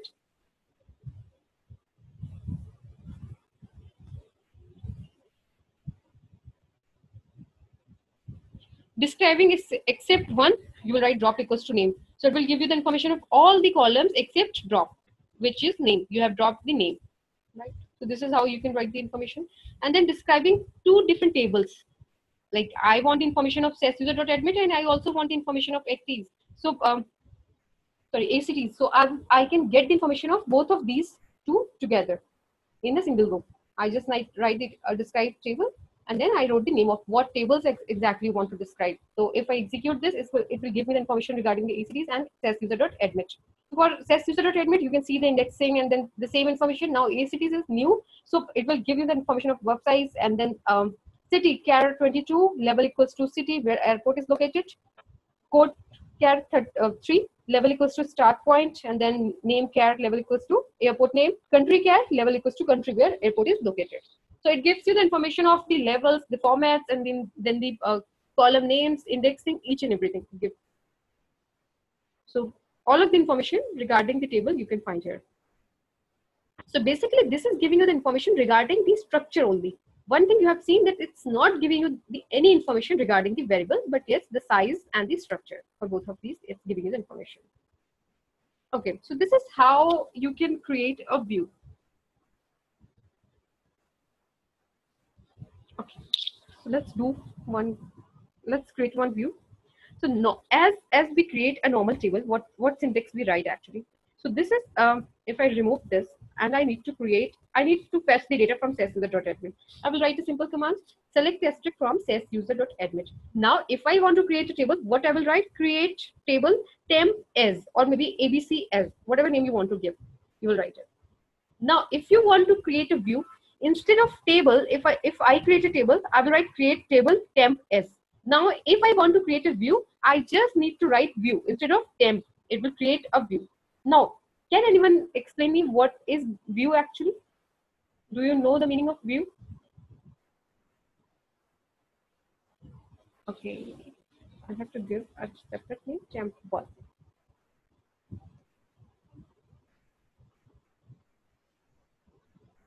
Okay, no problem. So now I have created a view which is temp1. You can see the difference, like this is the data set and this is the view. So what is the difference between these two? First of all, it has, if I give you the 100 data set and I ask you what is the view, by viewing only, can you tell me what is the view? So you can see whenever we create a view, you will see an icon which is a setting icon. So if I go inside the SAS user, inside the another library also, which is SAS user, and here I ask you what are the views actually. So by looking at these data sets only, you can tell me that this is the view all. How did you identify that this is a view? Because all of the data sets have this table format only, right? But in case of view, I can see an icon which is of settings icon, right? So this is a kind of a setting icon. So this is the view. By looking only, you can tell that this is the view. Okay, let's go back where we have created our view. Here we have created our view. So now what it did, it created a view. Okay, one more thing I just want to show you. If you go into the properties of this, you will see that view. It has mentioned the type of view. In case of you go inside the data set, it will give you the table of data, right? So type is view, and what is inside the view? It's inside the location work.temp1, and view table has like percent 8 percent 32. This is default action actually. So what it does actually. So when I execute this code, whenever I will, if I remove this or maybe comment out this, and then if I double click on this, it will give me the data of the table. So what is the use of the same thing is like the same thing as temp also doing. So what is the difference? Like why should I create a view? So view is something which has actually stored your query or your command. Whenever you execute this code, it will give you the data, fresh data from the table from which you are fetching the data. So view is just like that you wrote a command and you create a view for that. Whenever next time you execute that command, you get a fresh data from the tables, which tables you have used inside the commands. So views are basically used to save the space. If the same thing I use inside the data set, it will inside the data set, it will store in the form of data only. So suppose size is very big of the data set. So if I am using a view, what will be the fruitful thing here? That it will not kind of storing the data. It's just storing a command. And then when I double click on this icon of view, it executes that command and gives me the result. So actually, physically, it's not storing the data. It's just a command which it stores. The second advantage of this, like it saves the space. The second advantage of view is like you get a fresh data. So suppose if I make any changes in this SAS user.admit, and suppose, okay, so let me tell you with a better example. Let's create a new data set, which is A.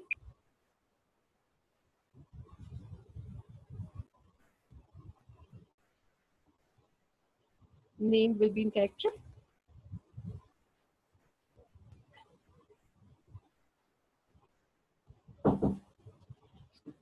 Just a minute.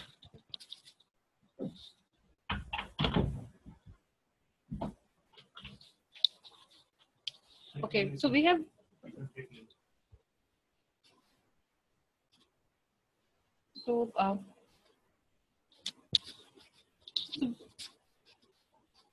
just a minute. Just give me a minute. I think chala gaya. Okay.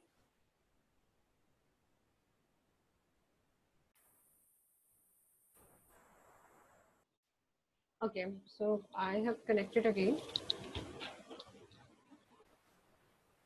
Sharing my screen, just give me 2 minutes.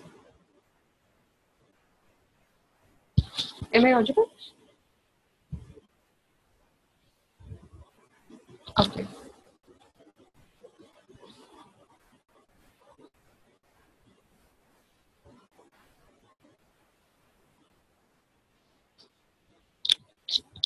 Okay, so basically, I'm creating these and then name like random name.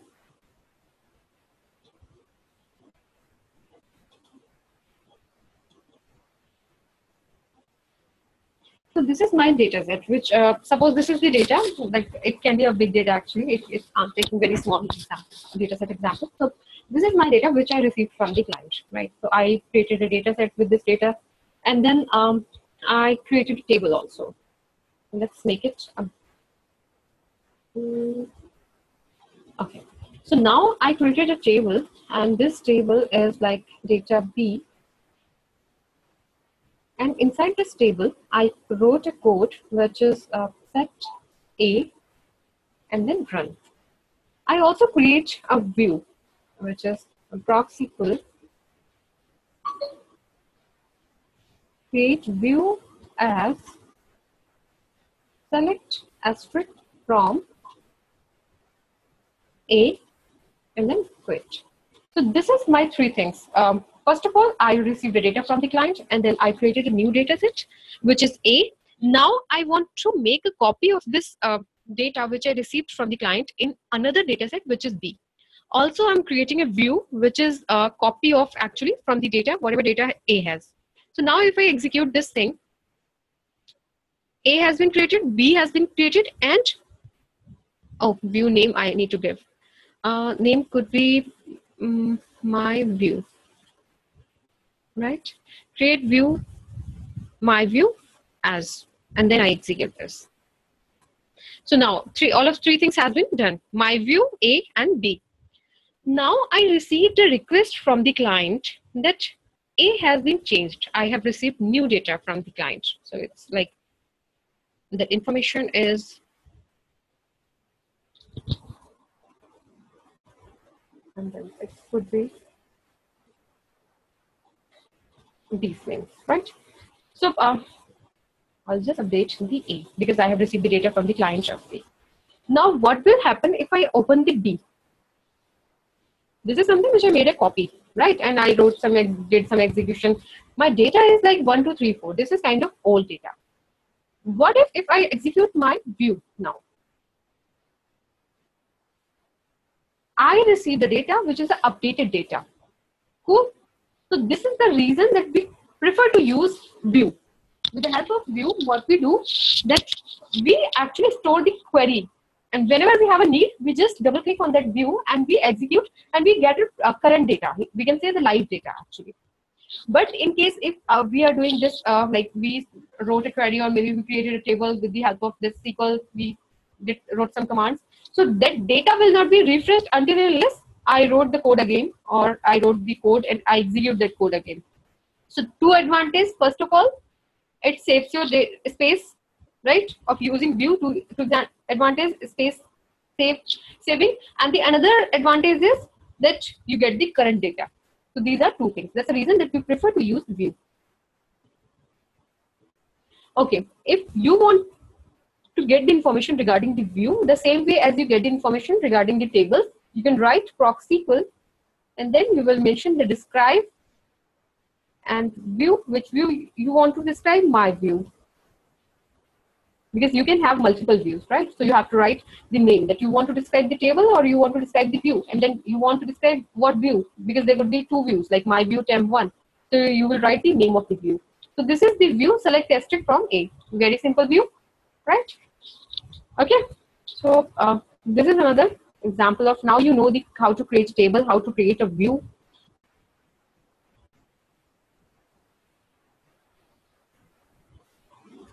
Okay. Adding text to output, more or so similar bit.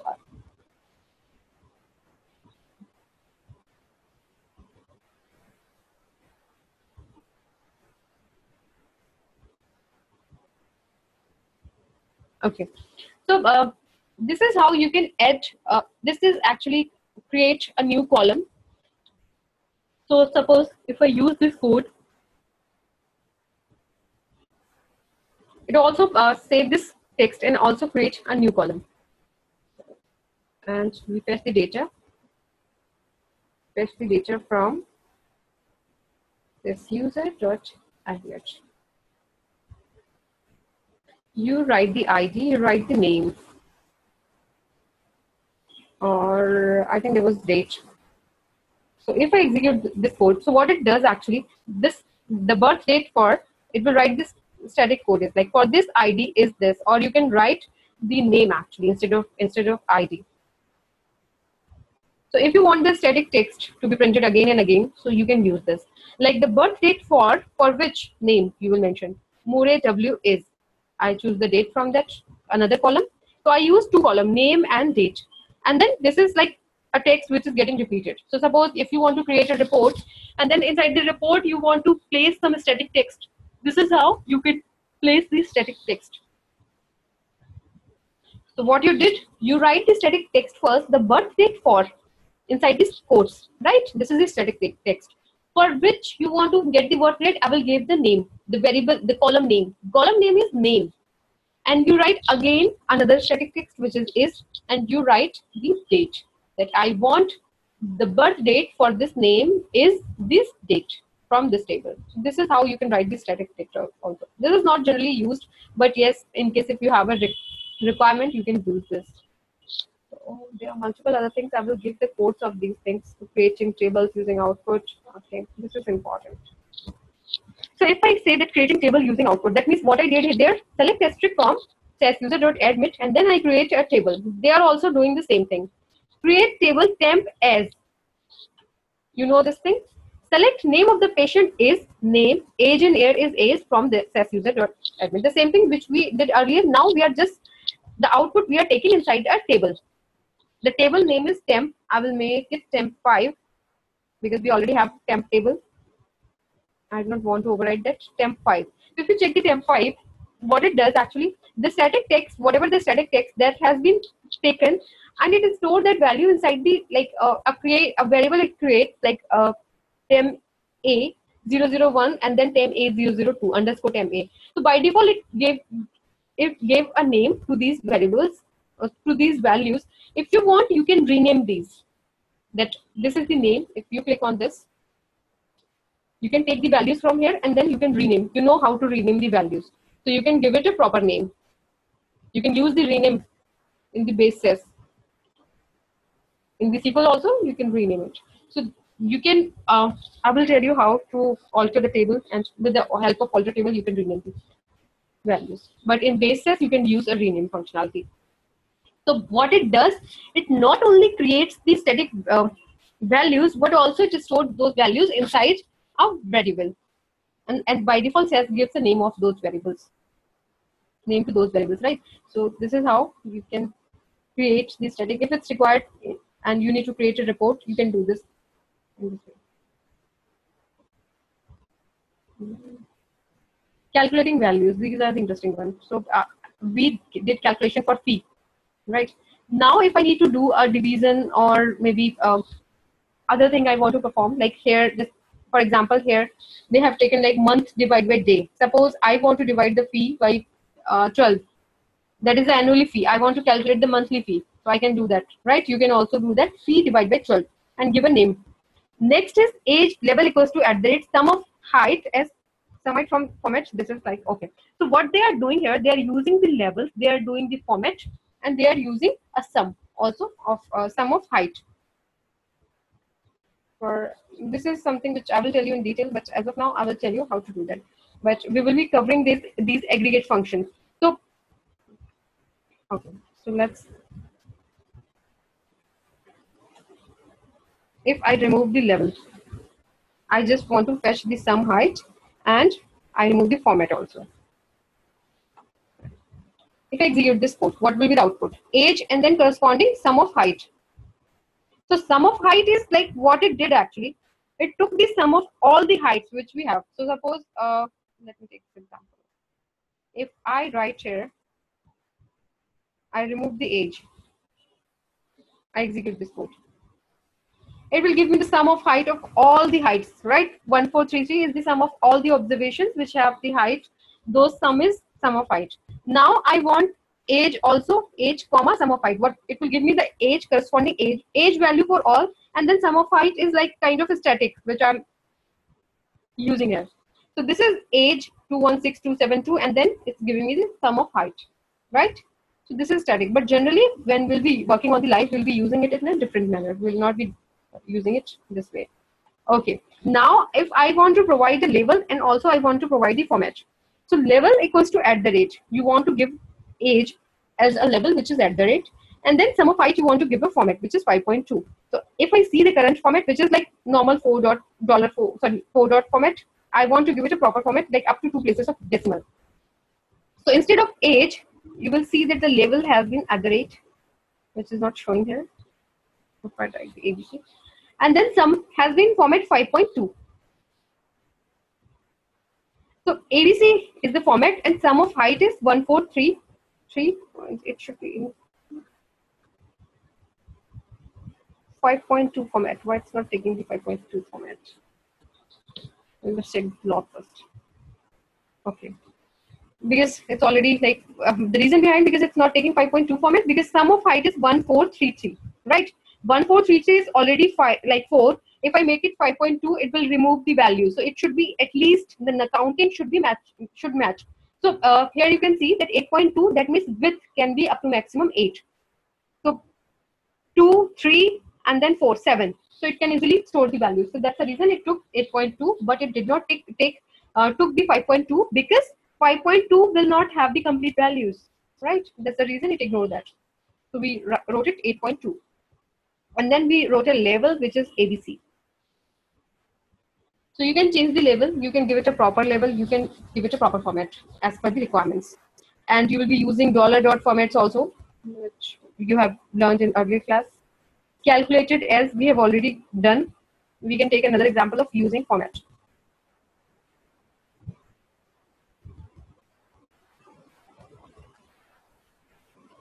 So this is example of $7.2. So let's take this example. You know what $7.2 does? Any one of you can tell me what will be the output? Let me show you that these are my values. What will be the output of P? I told you this very clearly in the class. So I want the answer now. This is the fee, 85.20 and 149.75, something like that, right? My code says that I need a format $7.2. What will be the value of fee? Any one of you, tell me. You can take a look on this, $7.2. So what I will receive in 85.20, what will be the value I will receive in the output? Any one of you, tell me.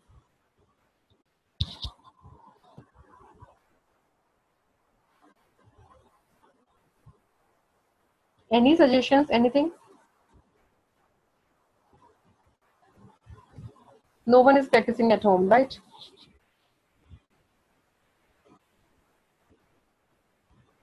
The question is like, this is my fee. You can see the fee, right? The fee amount is 85.20, 124.80. Now, I wrote a code where I clearly mentioned that I want the fee in a format which is $7.2. My question is, what value of fee now I will receive if I execute this code? If it's 85.20, how it will look like if I give it a format which is $8.2? What will be the value in the output screen of the fee? What will be the value? Is the question clear to everyone? I'm saying dollar. I'm talking about dollar. I told you dollar in the class. Okay, interesting. No one is doing practice at all at home. Okay, check out the output and tell me that it reminds you the earlier class or not. Venkat, what is this? Sunil or who is in the class actually?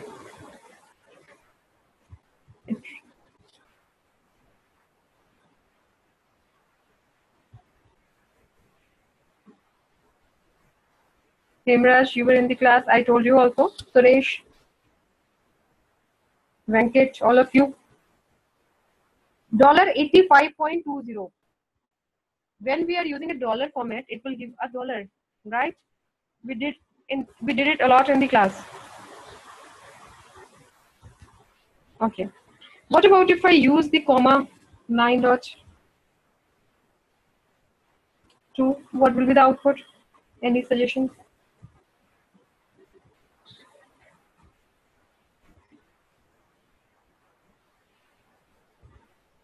If I use the comma, what will be the output?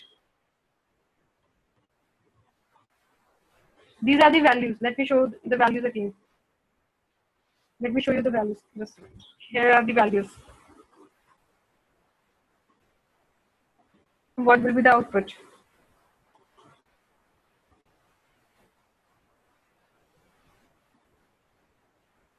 Okay, all right. Yeah, right. So it will basically, it will check the width, and as per the width in comma standard, it will add the commas also, right? So if I execute this code, so in this case, where P is like up to 149, 100 places only. Otherwise, like if it's a big amount, it will add the comma also. This is how the comma works, but it will not add the dollar, right? Okay, so excuse me. So this is how comma and dollar format works. Do practice a lot while you are working on the ProcSQL. Please do practice, because also when I will give you the assignment, you have to do the assignment with the base SAS also. You have to try that assignment with base SAS and then with this SQL also. So this is how you will learn. Okay. Using format, another example, applying format. You know how to apply the format, but here's take one example.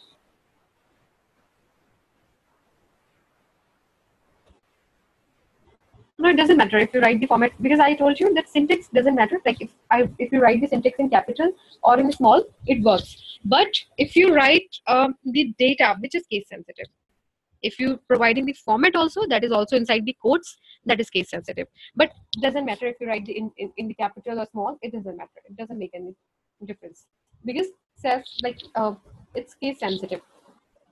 So like if I write the level, I got the point that it will work both ways, but still, what is the good practice to write in a code? Shall we mention, because it's a SAS keyword, right? yeah. So is it, Yeah. because it will look different if you write it in Yeah. caps. Normal syntax, like if it's starting a new line, you will write in capital. You are providing level. Otherwise, you will write normal syntax. Like if I'm creating a format, so I'll generally write in this way only, normal format, because suppose I'm creating a data set, so I prefer that data and then data name, so A, B, C, something like this. So normal English format, that data is in capital, D is in capital, and then we are creating the level, so we will write the level. Even if you check the SAS website also, there also the SAS practice says that if writing the format inside, they generally write normal this. So it's nothing like hard coded that you have to write it in capital or small. But yes, practice says that when we write the codes, we write it in small.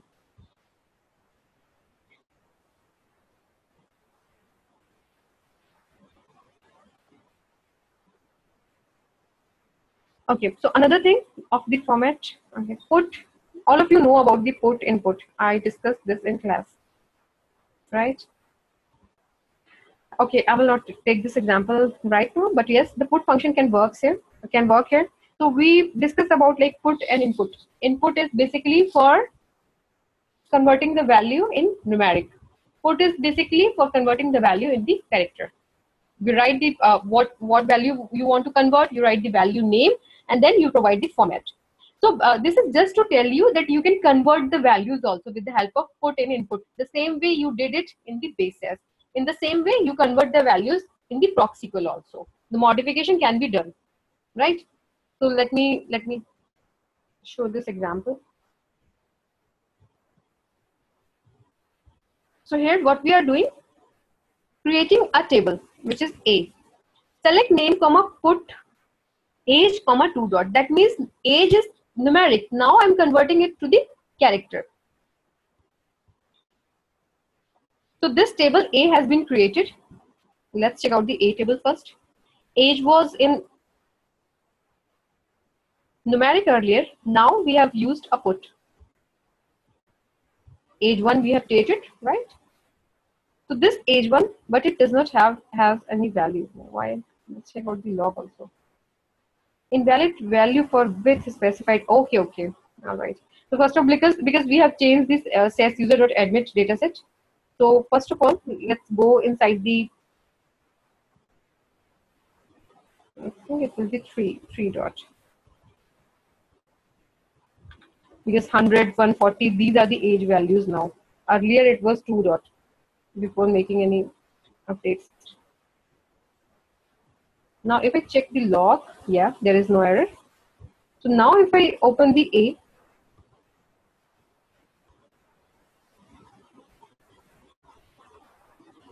These are the values. One thing I told you, whenever the value is a character, it will always incline towards the left. When the value is numeric, it will incline towards the right. Now we have created name comma age one. Age one is a variable which we have column which we have created with the age. So if I write here age also, oh, let me close this. We will not keep it open because our changes in the data set will not be reflected. First, execute it and then open it. Now I have taken the age one and age both. So this is, you can see that this is age one is inclined towards the left, but age is inclined towards the right because age is a numeric, age one is a character. We have done the conversion here. Also, if you want to check the details corresponding, because you have right here, describe table A.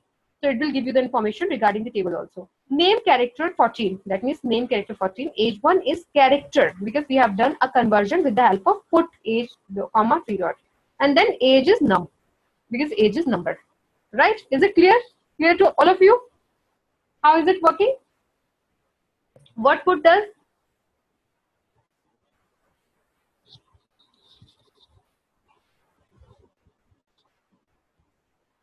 Hemraj, what put does? Put convert the value in the character and input convert the value in numeric. Good. Suresh, what this 3 dot means?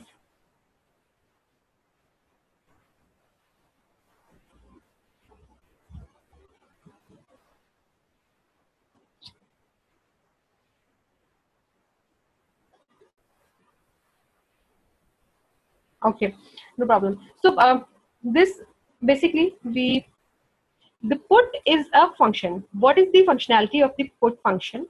First of all, put is used to convert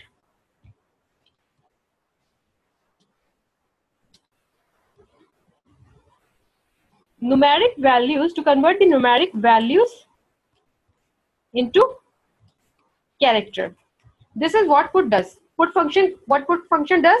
To convert the numeric values into character. I know age is numeric. Now I want to convert this age into characters. So what I can do, I will write put and then what variable you want to convert. I want to convert age. What age is in which format? You will provide the in format. Age is in 3 dot format. So basically the syntax of the put will be put and then the call name, what column name you want to convert, and then in format. Right? So you are telling SAS that convert this age variable, which is like this age column, which is in 3 dot format. Because if you open that age is 100, 150, 140, something like that. So age is in 3 dot format, age is in this format. Now after converting, when I use this put, this will convert. The new variable will have a name which is age 1. Is it clear now? So if I execute this code and check out the details of A,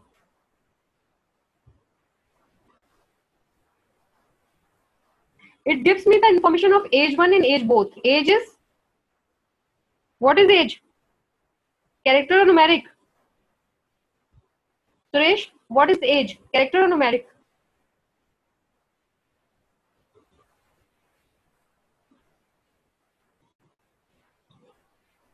Suresh, okay, yeah, can you tell me that if age is numeric or character?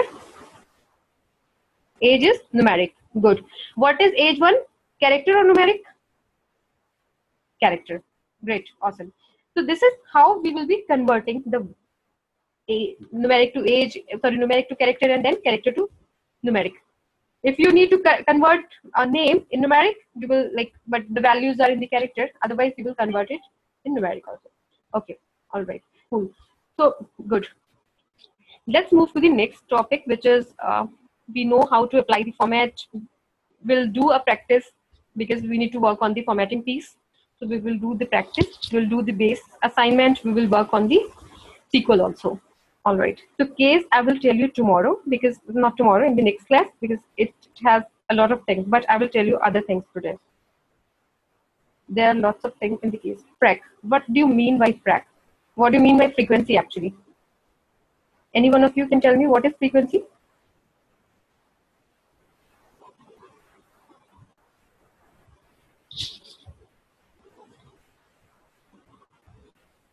Okay, all right, no problem. So I will stop this class now, but okay. So is it feasible because in next Saturday, as I told earlier also, I'll be traveling to my, I had a plan, but now there is some urgency at my home. So I have to traveling my hometown next week.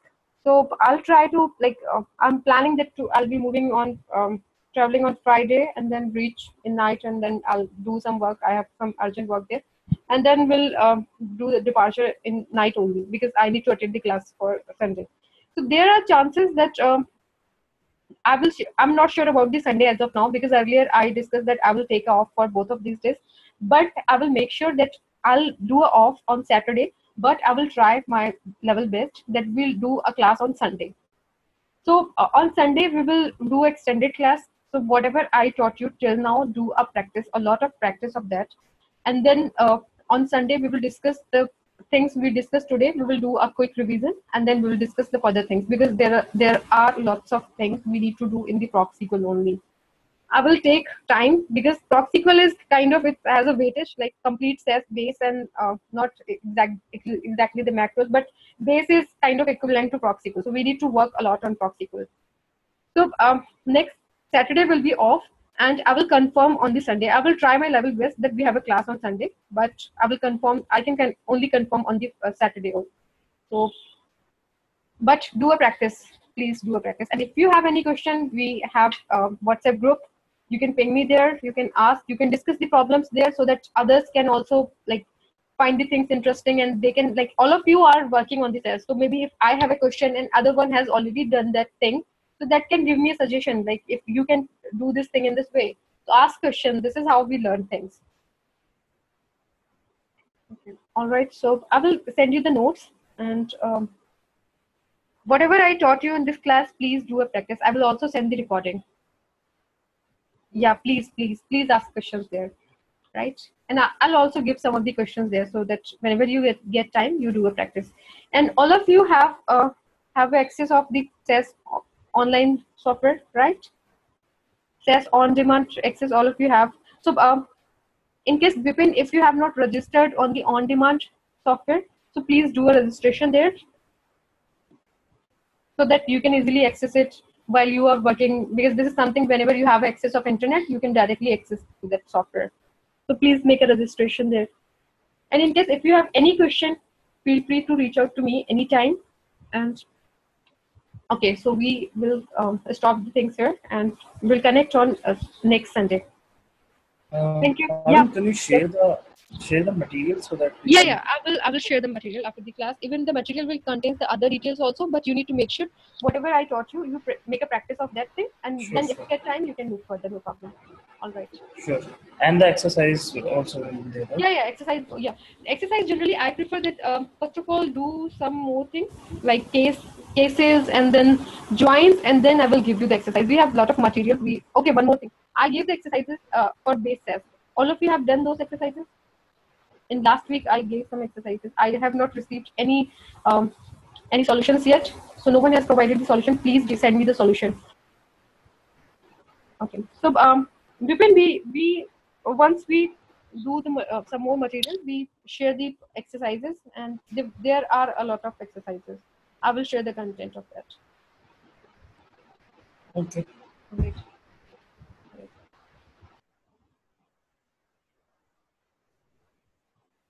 Thank you. Have a nice time. Okay. Bye-bye. Bye all. Bye.